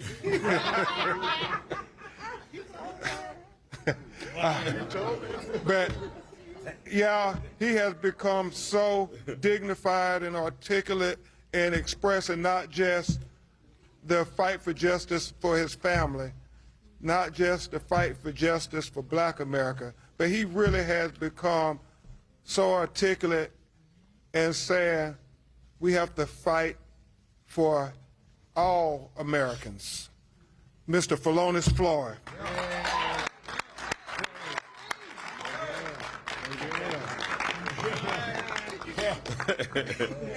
Hey, my nephew, he calling me Baby Al, but Jesse calling me Steve Harvey.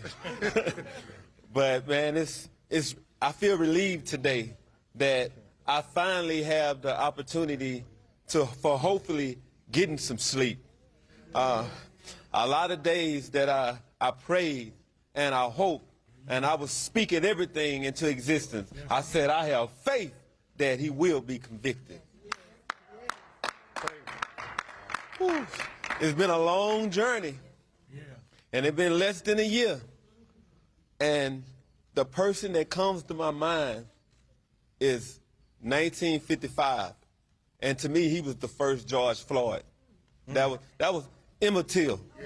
Wow. Wow. I did was on CNN with Deborah Watts, and she just brought him back to life. Wow. People forgot about him. Yeah. But he was the first George Floyd. Yes. But today, you have the cameras all around the world to see and show what happened to my brother. It was a motion picture, the world seeing his life being extinguished. And I could do nothing but watch, especially in that courtroom over and over and over again as my brother was murdered. Times, they're getting harder every day. 10 miles away from here, Mr. Wright, Dante Wright. That's right. Yeah. He should still be here.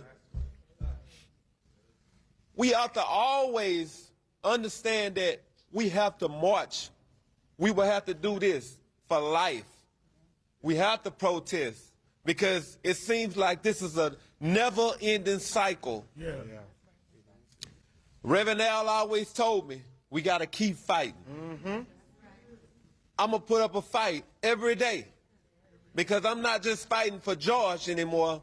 I'm fighting for everybody around this world. Yeah. I get calls, I get DMs, people from Brazil, from Ghana, from Germany, everybody, London, Italy, they're all saying the same thing. We won't be able to breathe until you're able to breathe. Today, we are able to breathe again. Ms. Garner, I told you, we'll get justice. And we're going to fight for you too. We're going to fight for everybody. Thank you all so much for just giving us this time because we're here and we're not going anywhere. And I want to thank all the protesters, all the attorneys who stepped up, all the activists who stepped up, and many who think they're not activists but advocates. Thank you all. Amen. Because justice for George means freedom for all. All right. All right. Yeah, you did. Yes, see. All right. Terrence Floyd. We will have Terrence Floyd, George's brother from New York City. The name of the preacher. Reverend Floyd. I'm not going to preach today, man. You ain't going to preach today? Oh, man, so many emotions right now, but I'm very thankful and grateful. Grateful for the people in this world, for the support, the prayers, the love that was shown, whether you sent it by social media or whether you sent it emails or however, we just appreciate the love. I appreciate the team, the Crump Law team. I call him Unc. I call him Unc. We built a bond, a relationship through this whole journey. I appreciate him. He would call me. I'm all the way in New York. He'll call me and check up on me and ask me I'm all right, because I'm the only one up there. Everybody else is down south. So, but he never thought it robbery to check up on me, and I'm grateful for that. I'm grateful for Reverend Sharpton. Yeah. Thank you. He been fighting a long time. Long time. Long time. Man, Reverend Jesse Jackson. Yeah. Thank you. It's a lot of history here. Yes, it is. History is here. This is monumental.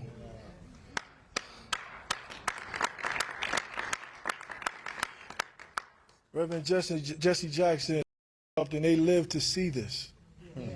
Wow. Their fight wasn't in vain. Wow. It just didn't happen when they did it, but it happened now. Amen. And they're here to see it and be proud of it. It go back to when he did that prayer service. My family is a family that will not back down from prayer. Yes. Come on. Go ahead. And I believe because of prayer, we got the verdict we wanted. Amen. Amen. We got on our knees. Some of us stood up, but we asked the right person. We asked the right one. Yes. Come on. We said, God, we need justice. We need it now. And he answered.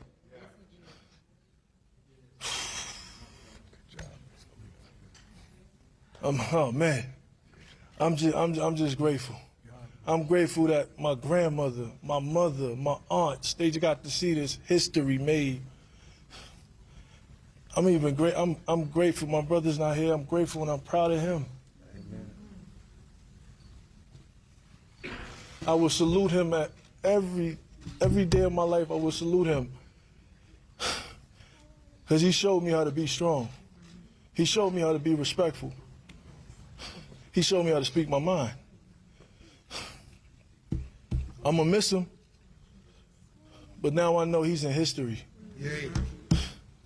What a day to be a Floyd, man. Wow.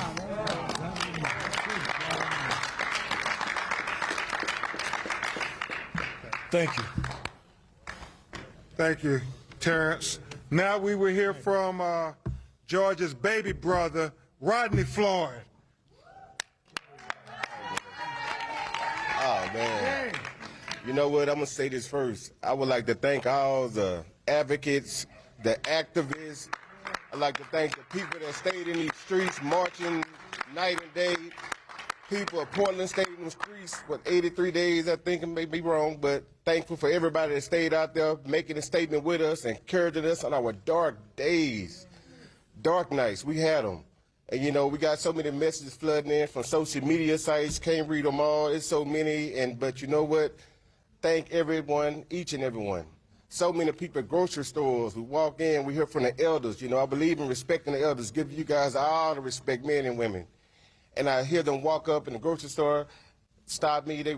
I'm mask up, face, a hat and a mask, and they say, "Hey, I recognize the side of your face. Let me talk to you. I know who you are."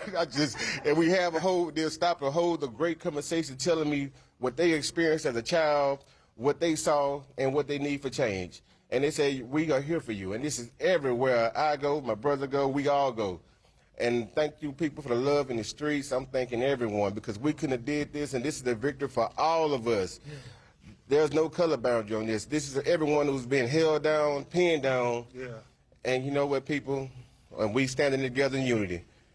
And this right here, I'd like to thank our team. Mr. Attorney Ben Crump, Mr. Romanucci, the witnesses, Donna Williams. I would like to thank the jury. I mean, everybody. Thank God. That's all day, God Almighty. Thank you. Yeah. And you know what, people? We're not done yet. And my brother George, he's smiling. His beautiful daughter's here. Gianna, Baby, you're so beautiful. You're so smart. Roxy, you have my heart, baby. Thank you for holding Gianna, keeping us strong. I know how hard it is. I know how hard it is. We'd like to thank everyone that helped out in this case. Love to thank this jury from having the hearts and mindsets that we all seen in this video, because we know this video was an open and shut case. Everybody knows this video. And know what, the jury had the same mindset we all had. Guilty as charged. I'd like to thank them. I would like to thank, again, everybody, the press and all. But for George, this fight is not over. We're going to stand here together. We're going to try to get this George Floyd Act passed. Yes. The act has to be passed, people. Yes. It has to be. We're going to keep pressure on the Senate. Everybody. Thank y'all all for coming. George, I know that he love all y'all. Thank y'all. All right, Rodney.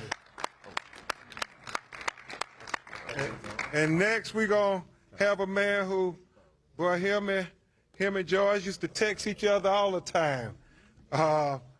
Congresswoman Sheila Jackson Lee always talk about CUNY Homes, Houston, Texas. Back there, Rox, I think y'all call him Woo.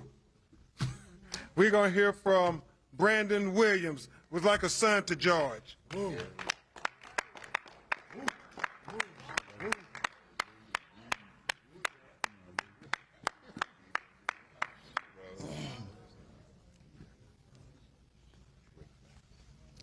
It's a very emotional day for me, and I don't really have the words. I'm overwhelmed with joy, but I do want to start by saying thank you. First off, thank you to all you guys advocating, protesting in the middle of a pandemic, putting your lives and safety on the line. We appreciate that, especially to our legal team, Ben, Tony, Justin, Chris, Justin back here. Definitely thank you to Keith Ellison and his team.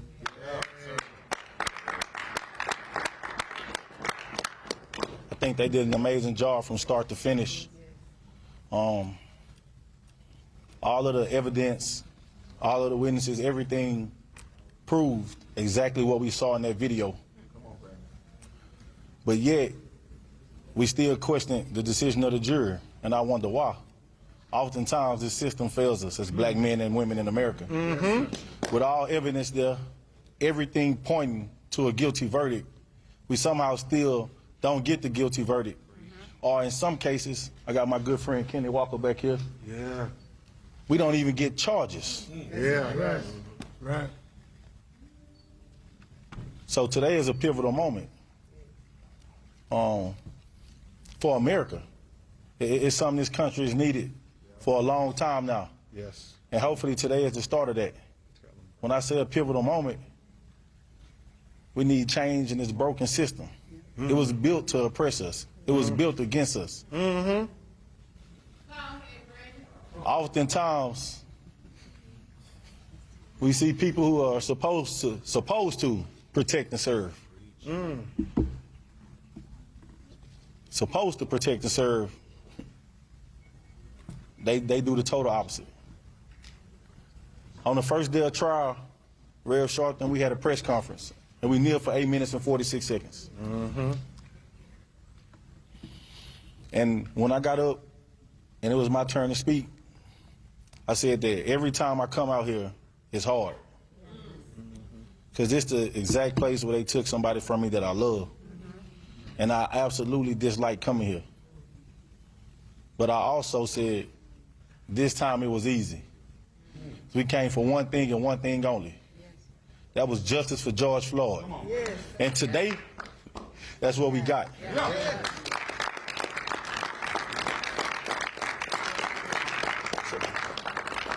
So this time it wasn't hard at all. It wasn't hard at all. I'm big on faith and prayer. Yes. I had a lot of faith, but I was also optimistic. We need police reform bad. Yeah.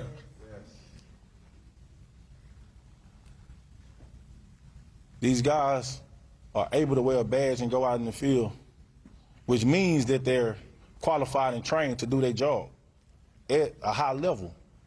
But when you shoot and kill a man that's running away from you that doesn't pose a threat, either you're not qualified and undertrained, or it's a choice and you want to kill black men and women.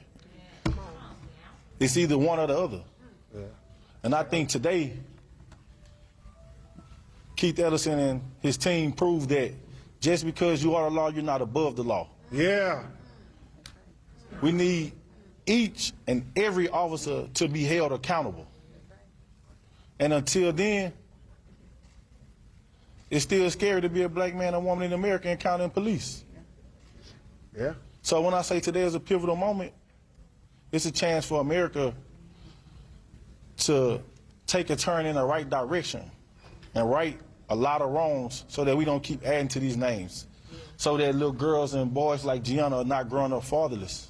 Yes, sir. So that families don't feel the pain we feel. It's a lot of sleepless nights. Yes. No family should go through that. And hopefully our country take a turn in the right direction today. And this day in history proves that it was a turning point. Thank you. Good job, Brandon. We're going to hear from just a few more family members, and then we'll try to get to your questions. But I'd be remiss because Brandon said I got to acknowledge his man Cliff, who worked for us. My man Cliff. And he talked about Kenny Walker. Chris, as we talk about all the brothers, we can never forget that they're killing black women as well. And so we got to remember Breonna Taylor. We got to remember Atiana Jefferson. We got to remember Sandra Bland. And we know Tamika Mallory, May 13th, Pam Turner. In a couple of weeks, we're having a march for black women in Baytown, Texas. Because if you was outraged when you saw the video how George Floyd got killed by the police, then you should be equally outraged when you see the video of how they killed Pam Turner, an unarmed black woman laying down on her back that he shot in the face, in the chest, and in the stomach.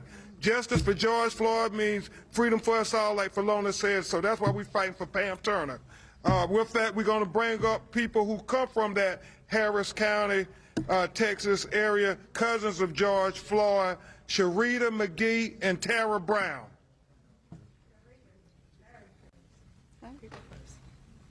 Well, first of all, let me just say that my cousins and Wu have pretty much covered everything. There's really not a whole lot left for me to say. I just really want to echo the sentiments of them that when we started this journey almost a year ago, that we were committed to doing a couple of things. One thing is to ensure that justice was served and that we were going to be here and visible and present and actively involved until we saw it through. We are a family who's strong in our faith. We've relied on it in other areas of our life, and this time was no different. And we prayed to God, and we expected our prayers to not come back void, and He delivered for us today. So we are eternally grateful for everyone, from the press to the activists, the attorneys, the prosecution team, everyone. We have so many people that we want to thank that I just really feel like we're probably going to leave somebody out, but I just hope that you would charge it to my head and not my heart, because we sincerely appreciate everything that everybody has done, and we thank you. Thank you. Thank you. Wow. I'm really overwhelmed with emotion, and I just am grateful for this day. It's been a journey, for sure. And this victory for George Floyd today is a victory for many. Mm-hmm. And when we started this journey, kind of like my sister said, we are committed to making sure we know we'll never get George back. And that's the sad part. But we are fighting, and we're going to continue to fight, because we've all individually and together as a family had that conversation that if we could have been there with George on that day, there probably would have been more than one death. Yeah. Okay. But we couldn't be there. So we can't bring him back, but we can save lives. And we want the actual reform that's going to not only give us the change we want, but make sure not another family has to suffer what we've suffered. thank you all. My sister kind of touched on everything. We have an amazing team here who have helped us along this journey. We are so grateful for everyone who has supported us along the way. We're forever grateful to you, and we love you all. Thank you. Thank you, Tara. So we're going to hear from two more cousins, and then we're going to hear last from the family, Roxy and Gianna are going to come, and then Reverend Al may have Reverend Jackson and others address you. At this time, we're going to have Angela and Paris come, cousins of George Floyd.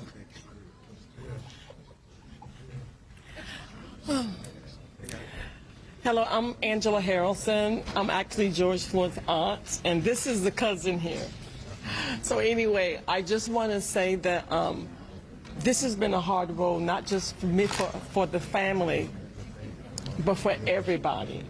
And I want to especially thank the Minneapolis community for holding it down at the George Floyd Square.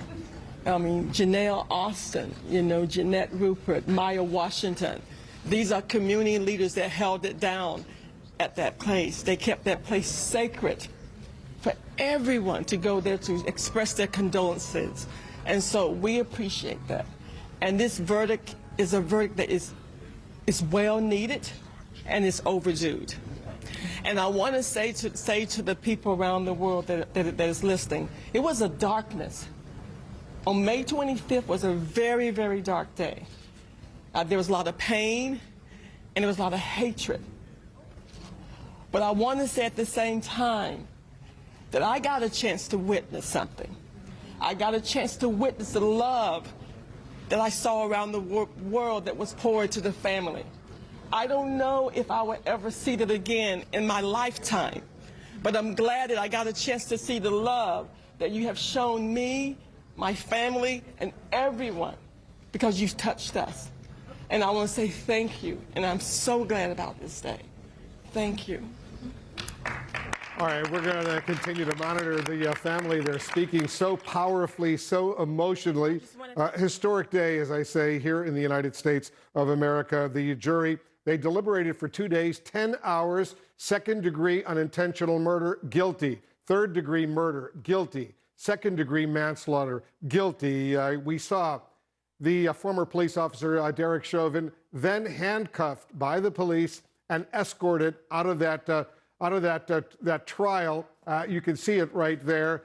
He is now going to jail. He was out of jail on bail over these past several months, awaiting the trial and the verdict, but now he's going to jail. Don Lemon, I want to get your reaction to the powerful statements we have heard from so many right now, all believing that potentially our country is at a major moment, a pivot potentially in the history of racism in our country.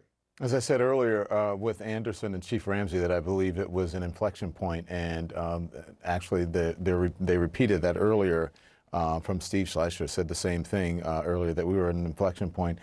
You know, Wolf, I stopped taking notes right in the beginning as everybody was speaking there. I was taking notes, but I stopped for a while just to watch what was happening and just to be able to observe it and absorb it, as not only as a journalist, but as a person of color in this country. And I won't begin to speak for my colleagues, but I know how they feel. That we sit here and sometimes we get, you know, a little bit too dignified, where we think that we can't react to what's happening around us as journalists. And I know that as a mother, that Laura is sitting there and she is thinking about her children, and that they're possibly one day their lives won't be in jeopardy when they get pulled over by police officers, or her husbands as well. And for Van as a black man when he sees flashing lights behind him, or for Chief Ramsey, who has had to work as a law enforcement officer for so many years and probably suffered injustices as well. And for me, for how emotional it was covering this trial the entire time, and then getting criticized for just the personal aspect of it, not only from the public, but from the highest office in the land. And the last time we spent this much time covering this trial was when peaceful protesters, as I said earlier, was being gassed by the last president. And now we are awaiting word from the current president, who picked up the phone and called the family after this verdict, and the Vice President of the United States. Before I stop taking notes, I will tell you, the most important things I thought was said was that by Keith Ellison, who said, this is more than justice, this is accountability. This is accountability. This puts us on the road to accountability, and we have to take that little bit. The second thing I think, and this is not in order of importance, is what Jerry Blackwell said, that this sends a message to the Floyd family that his life mattered. And the third thing was that, and I think it's the most important thing for all of us, is that this helps us further along the road to a better humanity. And let's hope those words stick, Wolf Blitz. And we're standing by, Don, to hear from the President of the United States, Joe Biden. He's getting ready to speak from the White House. The Vice President, Kamala Harris, will be speaking as well. A very, very dramatic moment for them, a dramatic moment indeed for the entire country. We're watching this. Derek Chauvin, the former police officer, is now a convicted murderer. He is in jail right now. Our special coverage will continue, of course, throughout the night. Aaron Burnett out front picks it up right now.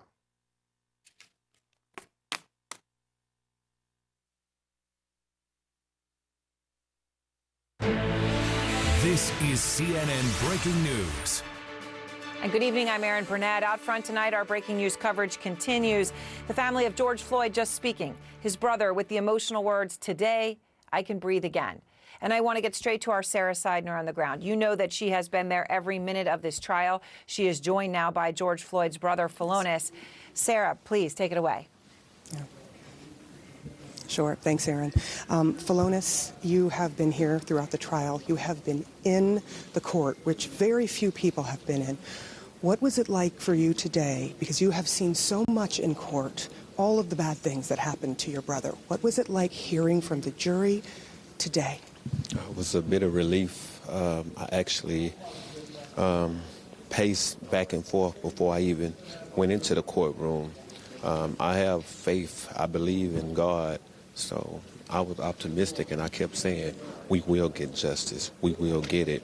And just sitting in there, just listening to those words, guilty, and guilty, and guilty on all counts, that was a moment that I will never be able to relive. I will always have it inside of me.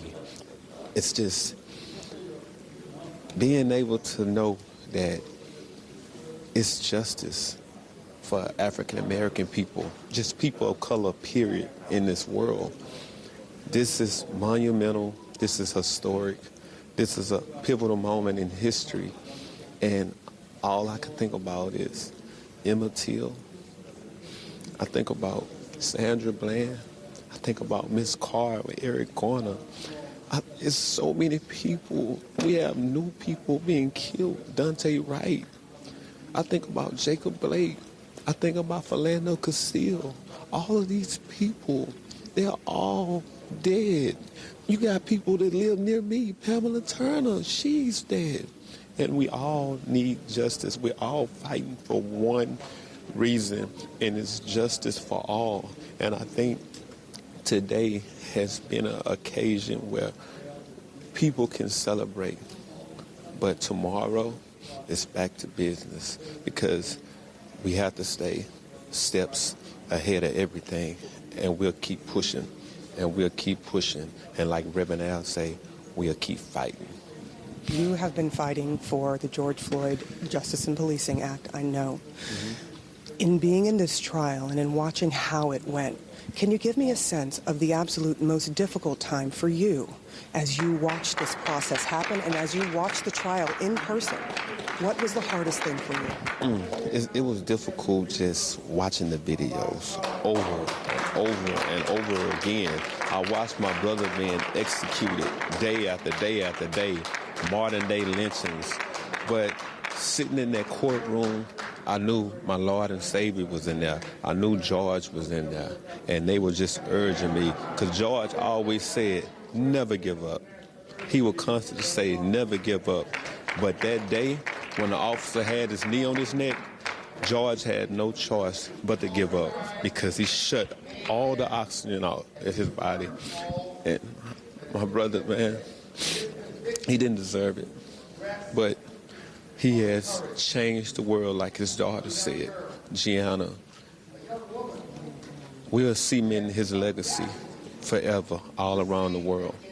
Because if you can make federal laws to protect a bird, which is the bald eagle, you can make federal laws to protect people of color. And it's just, man, this is a day of victory. We're victorious, and my family and I, we're going to go and we're going to pray. We're going to pray even more after this because we owe it to one man, and that's Jesus. And I can say it again, Jesus, good God Almighty. Thank you so much. Thank you so much, Philonis, for talking to me and throughout the trial. And I know we had a moment that I felt a little awkward about because I called you and I said, the verdict has come in. Mm-hmm. When I called you and I said the verdict has come in, did you know already? I didn't know at the time. And I was like, started looking and social media started showing it. And I was like, wow, it's really a verdict. And it's fast. This was less than 24 hours. A little more than 10 hours. Mm-hmm. And it's just a great time. Silk, he's been with me. I know he's been with you for all of this time, and you've had people around you all of this time. Will you finally get some sleep? Because you have been telling me for the past almost year that you just can't get enough sleep. You can't go to bed. Why is that? Justice. So many African Americans, we never get justice. But today, I don't want any sleep. We celebrate. It's celebrating. We celebrate. We feel like we won the championship. Yeah, it's like we ran the championship. Mm-hmm. And we're going to get sleep, but we still got to fight because they got others that have died. So we got Devontae Wright. We on all those missions right now. So we're going to sleep, but we still got to work. And that's one of the things that we see, everybody running from the work. We don't just want the crown, we carrying the cross. He said it all. Philonis, I thank you, and I'm sorry for your loss because I know this doesn't bring George back, but you have been asking for justice, and you got the verdict you wanted, and the family did. Thank you both. I appreciate it. All right, Philonis Floyd talking to us about what it was like inside of that court. There were very few people that were in the court watching this happen. He was there many, many days. And so he just expressed how this has been for him. Hard, but he always had faith. And that is why he is generally more calm than many other people. It is really interesting to note that as I've talked to him throughout this year, he's always been the calm one. And I've been the nervous one, wondering what is going to happen. Aaron. Yeah, I mean, and just so you know, Sarah, the President of the United States is going to be addressing the nation, speaking in just a moment here. But, I know you've talked to Philonis so many times, and I know that he had prepared for different outcomes here.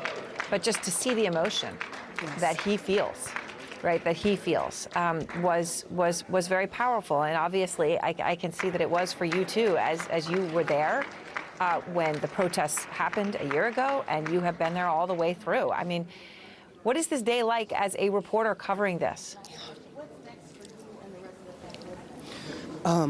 It's surreal.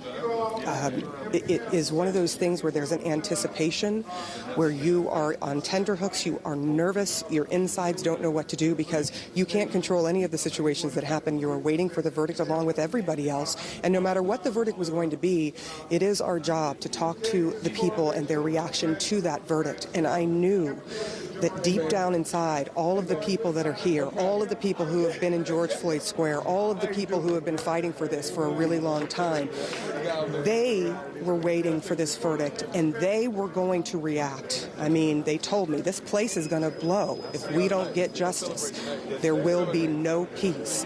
And so knowing that in the back of our heads as reporters and knowing that that's reality, all right, the Vice President is coming forward, so yes. I will throw it back to you, All Aaron. right, Sarah, and of course, let's listen to the President and Vice President. Here is Vice President Harris. For their service.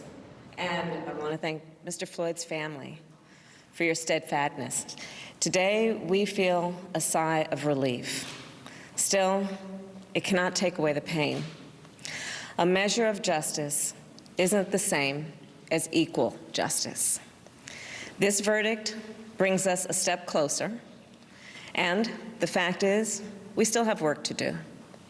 We still must reform the system. Last summer, together with Senator Cory Booker and Representative Karen Bass, I introduced the George Floyd Justice and Policing Act. This bill would hold law enforcement accountable and help build trust between law enforcement and our communities. This bill is part of George Floyd's legacy. The President and I will continue to urge the Senate to pass this legislation, not as a panacea for every problem, but as a start. This work is long overdue. America has a long history of systemic racism. Black Americans, and black men in particular, have been treated throughout the course of our history as less than human. Black men are fathers and brothers and sons and uncles and grandfathers and friends and neighbors. Their lives must be valued in our education system, in our healthcare system, in our housing system, in our economic system, in our criminal justice system, in our nation. Full stop. Because of smartphones, so many Americans have now seen the racial injustice that Black Americans have known for generations. The racial injustice that we have fought for generations, that my parents protested in the 1960s, that millions of us, Americans of every race, protested last summer. Here's the truth about racial injustice. It is not just a Black America problem or a people of color problem. It is a problem for every American. It is keeping us from fulfilling the promise of liberty and justice for all. And it is holding our nation back from realizing our full potential. We are all a part of George Floyd's legacy, and our job now is to honor it and to honor him. Thank you. And now it is my great honor to introduce the President of the United States, Joe Biden.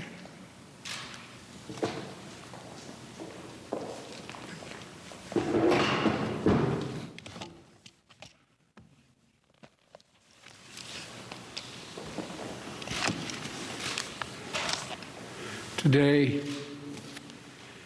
a jury in Minnesota found former Minneapolis police officer Derek Chauvin guilty on all counts in the murder of George Floyd last May.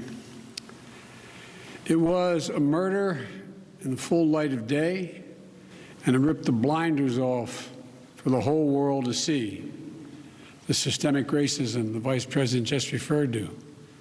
The systemic racism is a stain on our nation's soul. The knee on the neck of justice for Black Americans. Profound fear and trauma. The pain, the exhaustion that Black and brown Americans experience every single day. The murder of George Floyd launched a summer of protest we hadn't seen since the civil rights era in the 60s.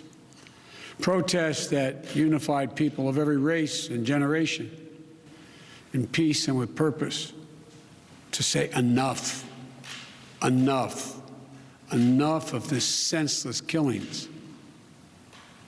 Today's verdict is a step forward. I just spoke with the governor of Minnesota, who thanked me for the close work with his team. I also spoke with George Floyd's family again. A remarkable family of extraordinary courage. Nothing can ever bring their brother, their father back. But this can be a giant step forward in the march toward justice in America.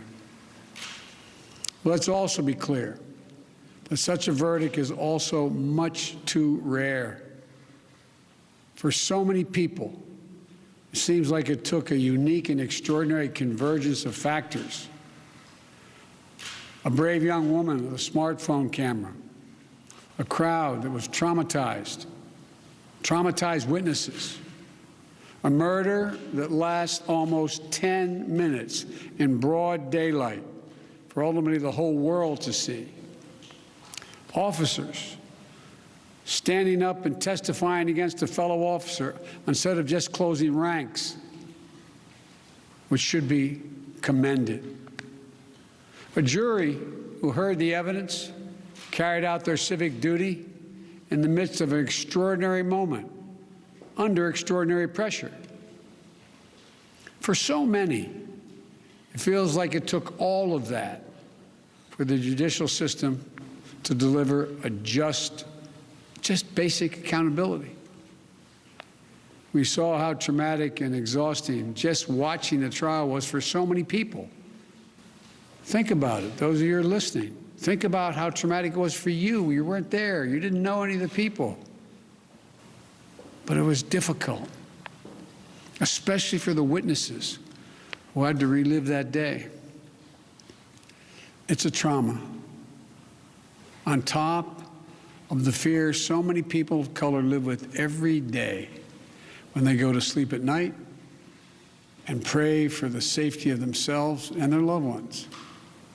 Again, as we saw in this trial from the fellow police officers who testified, most men and women who wear the badge serve their communities honorably.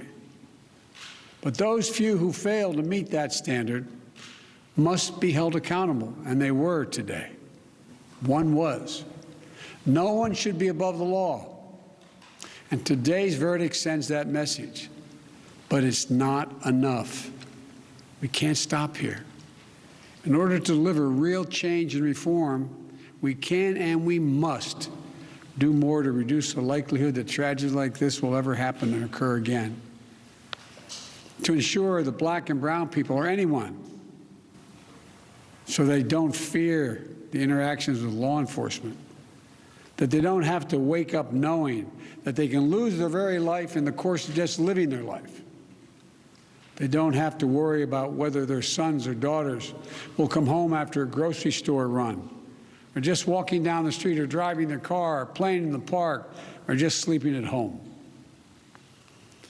And this takes acknowledging and confronting head-on systemic racism and the racial disparities that exist in policing and in our criminal justice system more broadly.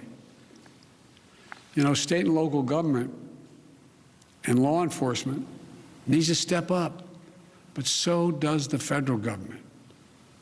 That's why I've appointed the leadership of the Justice Department that I have, that is fully committed to restoring trust between law enforcement and the community they are sworn to serve and protect. I have complete confidence in the Attorney General, General Garland's leadership and commitment. I've also nominated two key Justice Department nominees, Vanita Gupta and Kristen Clark, who are eminently qualified, highly respected lawyers who have spent their entire careers fighting to advance racial equity and justice. Vanita and Kristen have the experience and the skill necessary to advance our administration's priorities to root out unconstitutional policing and reform our criminal justice system. And they deserve to be confirmed. We also need Congress to act. George Floyd was murdered almost a year ago. There's meaningful police reform legislation in his name. You just heard the Vice President speak of it. She helped write it. Legislation to tackle systemic misconduct in police departments, to restore trust between law enforcement and the people they're entrusted to serve and protect. But it shouldn't take a whole year to get this done. In my conversations with the Floyd family, I spoke with them again today, I assure them we're going to continue to fight for the passage of the George Floyd Justice and Policing Act so I can sign into law as quickly as possible. And there's more to do. Finally, it's the work we do every day to change hearts and minds as well as laws and policies. That's the work we have to do. Only then will full justice and full equality be delivered to all Americans. And that's what I just discussed with the Floyd family. The guilty verdict does not bring back George. But through the family's pain, they're finding purpose. So George's legacy will not be just about his death, but about what we must do in his memory. I also spoke to Gianna, George's young daughter, again. When I met her last year, I've said this before, at George's funeral, I told her how brave I thought she was. And I sort of knelt down to hold her hand. I said, Daddy's looking down on you, he's so proud. She said to me then, I'll never forget it, Daddy changed the world. And I told her this afternoon, Daddy did change the world. Let that be his legacy, a legacy of peace, not violence, of justice. Peaceful expression of that legacy are inevitable and appropriate, but violent protest is not. And there are those who will seek to exploit the raw emotions of the moment, agitators and extremists who have no interest in social justice, who seek to carry out violence, destroy property, fan the flames of hate and division, who will do everything in their power to stop this country's march toward racial justice. We can't let them succeed. This is a time for this country to come together, to unite as Americans. There can never be any safe harbor for hate in America.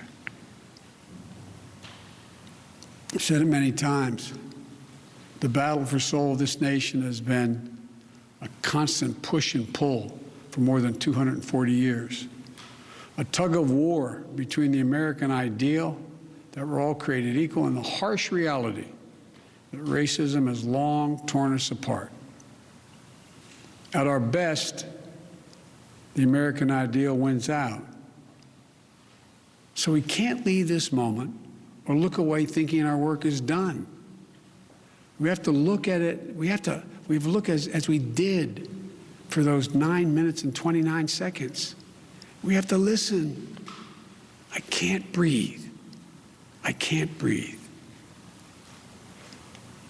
Those are George Floyd's last words. We can't let those words die with him. We have to keep hearing those words. We must not turn away. We can't turn away. We have a chance to begin to change the trajectory in this country. It's my hope and prayer that we live up to the legacy. May God bless you, but may God bless George Floyd and his family. Thank you for taking the time to be here. This can be a moment of significant change. Thank you. And you just heard President Biden, Vice President Harris address the nation on the back of the verdict in the case of the death of George Floyd. And obviously an emotional, powerful delivery by both the Vice President and the President. But the President talking about that moment today when he spoke to George Floyd's daughter, Gianna, and said, your father did change the world, part of the emotion that the President shared. And I think it also important to note that he did also point out that this took a unique and extraordinary convergence of factors for this guilty verdict to happen, making the point that there is still so much more to be done. Out front now, Ben Jealous, former president and CEO of the NAACP and president of People for the American Way and Foundation, Stephanie Rawlings-Blake, former defense attorney and mayor of Baltimore, and John Burris, criminal defense and civil rights attorney who also represented Rodney King, and staying with our continuing coverage, of course, Ellie Honig, our legal analyst. Ben, let me just start with you. The very powerful and moving commentary from the vice president and, of course, from President Biden. Derek Chauvin found guilty on all 3 counts. But obviously a moment, a call to action from the president, but also I felt like a very significant point that he made, that he wanted to point out that he said this took a unique and extraordinary convergence of factors, a jury that was under extraordinary pressure. It took all of that to return justice, clearly making the point that there's a lot more to be done to show that this would be the norm and not the exception? No, that's absolutely right. And I think for lots of folks around the country, the question is, what do we need to do in our local areas to be safe, in our cities, in our counties? In Minneapolis, the police union has been referred to as a white supremacist group by the AFL-CIO of Minnesota. What does that say about the state of the membership of the department? We know that in most departments, we're told that 10% of the officers or so, according to criminologists, are bad, have a serious problem. 10 or 15% are willing to stand up to them. 70% are silent. What does that really say? Can you be truly good if you don't have the courage to police your fellow police officers? These are what we are all dealing with at the city, county level across this country, and why it's so important that we stay engaged. Mayor Rawlings-Blake, what's your reaction to what you just heard from the Vice President and the President with their emotional words, and of course the call to action on the George Floyd legislation that we heard from President Biden as well? But what's your reaction to their speech tonight? Did it meet the moment? I definitely think our Vice President and President met the moment, and it makes me so very grateful for the voters who came out and made sure that we had a compassionate president in the White House. I just can't imagine what this moment would have been with our previous president. And that being said, I don't want us to lose sight of something that the family has said and something that our president said, that we have to meet this moment with more than a verdict. It requires us to be vigilant to make sure that the Justice and Policing Act is passed in Congress. And if it's not, and in the meantime, we need to be at city halls and state houses across this country pushing for police reform. Justice has to be about more than a verdict. It has to be about showing up when the cameras aren't there, when there's no protest, and showing up and testifying, pushing elected officials to do more when it comes to police reform, and forcing the police unions and police to have a response that meets the moment as well. We haven't heard from police officials. No, and John, to the point that President Biden made, right, that it took a unique and extraordinary convergence of factors, including a jury under extraordinary pressure, to return this verdict. That it took all of that to return justice, right? That he's raising the point that there's a lot more to be done here. You have felt this in your career, disappointment in the case of Rodney King, in the case of Oscar Grant, who was killed by a police officer who said he mistook his gun for a taser. You said at the beginning of this trial it would be hard to convict, yet it did take them only 10 hours, and they did convict on all 3 charges. So what is your reaction now when you hear this verdict?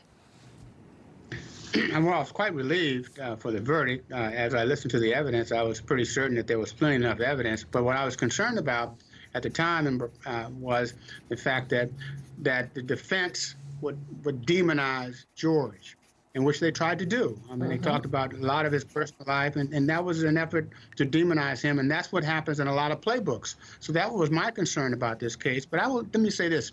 This case is a culmination of a lot of cases that have taken place over the last 30 years since Rodney King. Yep. There's been a lot of video cameras that have taken place, and all of this has been helpful. And for getting to this point, we had a very diverse jury. This is one of the first time that's ever happened. And we had prosecutors and police officers all on the same page. So there's progress in that sense. Whether it carries over to the next case, who knows? But I do think, like others have said, it is opportunity for all of us to work together. You got to have an agenda. You got to meet the people where they are, and you got to continue to put pressure on the public officials and the police chief and all the command staff. And it can happen. It has taken this long for it to occur, but it's going to continue if we continue to work and push for it to occur. So I'm happy about the results. So, Ellie, as I mentioned, right, jurors came to this verdict after just about 10 hours of deliberations. They did not ask the judge a single question. It would seem that they were very quickly on the same page, but what did you read into that, into the 10 hours, into the not asking a question? What do you think sealed it for the jury?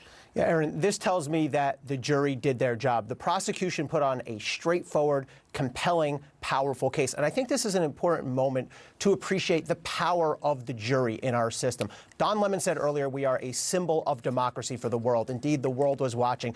To me, the greatest symbol of our democracy is not the Capitol building. It's not the White House. It's the jury. We don't do expert juries in this country. We don't do professional juries in this country. Our juries are drawn from everyday women and men who get that notice in the mail and they come in and do their job. To me, that is the most fundamental aspect of our democracy, and we saw that in action today. All right, all of you, please stay with me because I want to talk to you much more. But obviously, the reaction here in Minneapolis and across this country, people are reacting to this verdict. You heard it as people started hearing the news. And of course, as the night here progresses, the initial scene, cheers, hugs, tears, prayers, relief. And of course, we are seeing that build at this hour. Miguel Marquez was there when the news broke. He is out front now where the 3rd Police Precinct was. It was burned down during protests over the summer. And you see, obviously, the peaceful crowd celebrating. Miguel, where you are, I know you've been talking to some of them. Tell me what you're seeing, what's happening. Yeah, look, everybody we spoke to before that verdict came down thought it would be guilty on all charges. To hear it, though, this city erupted into elation. Let me just show you what it looks like right now in front of the temporary 3rd Precinct in downtown Minneapolis. Just a massive crowd has gathered. They are... It's everybody. It is African American, it is white, it is indigenous people, it is Asians, it is Latinos. Just a massive, massive crowd out here. But there was one moment. There was a young man who was announcing the verdicts on a bullhorn as the verdicts came down. And I want to show you his reaction when he read that 3rd verdict off. Black lives, they matter here.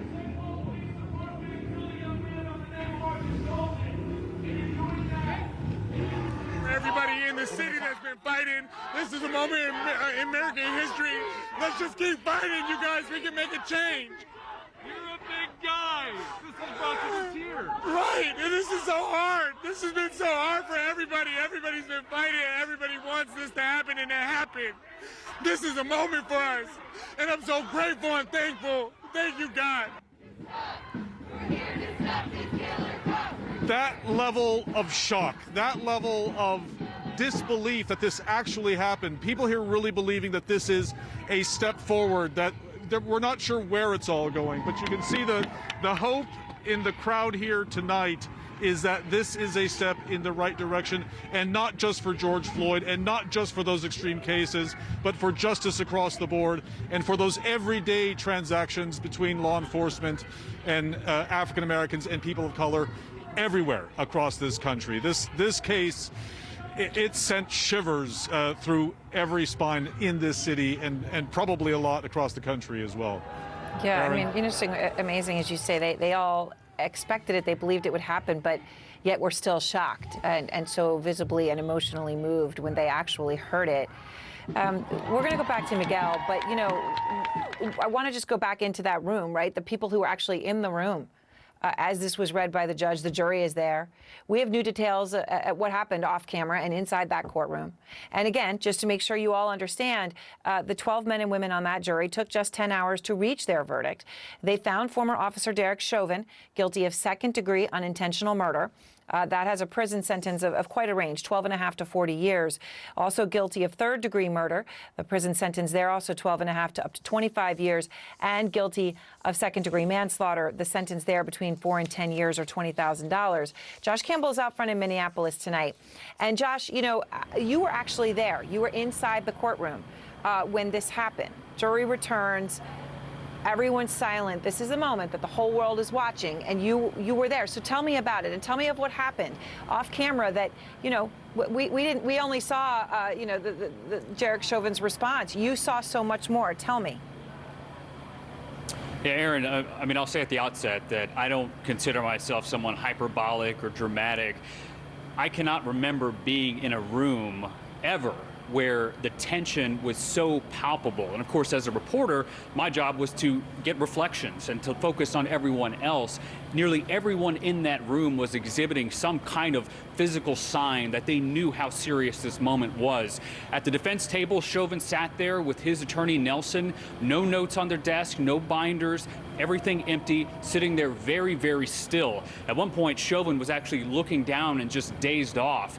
His attorney started talking to him, and it was almost almost like there wasn't anyone sitting next to him. He was just staring and then snapped out of it, finally realizing his attorney was talking to him.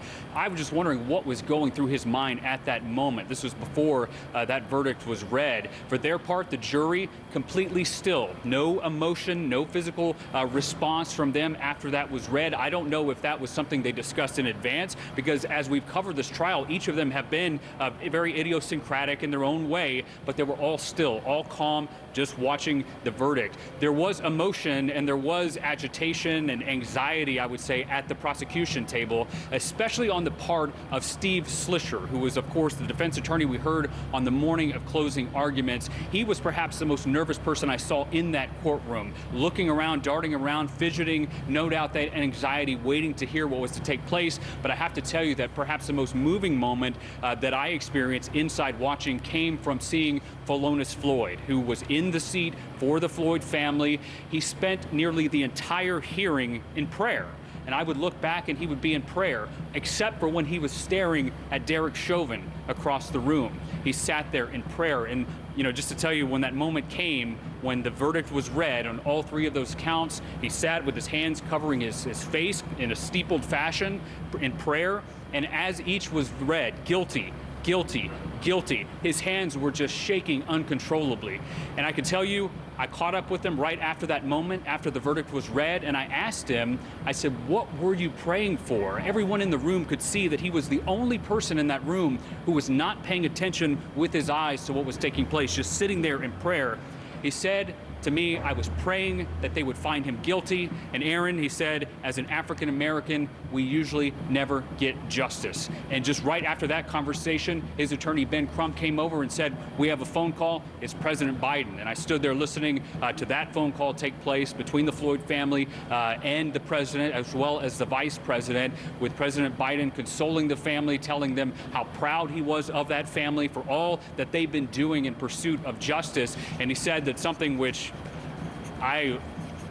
you go back to George Floyd's daughter, Gianna. The president brought her name up and said, I can't stop thinking about that line, Daddy's going to change the world. And he said that it is. And just the last thing I want to say, which this is just kind of brings this all home. Yes. That was all the prosecution. That was the family. The other major moment was seeing an officer walk up to Derek Chauvin afterwards when he was remanded into custody and saying, Mr. Chauvin, please place your hands behind your back.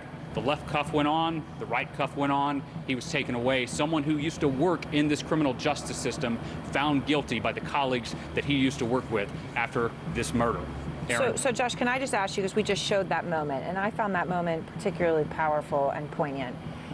What happened in the room?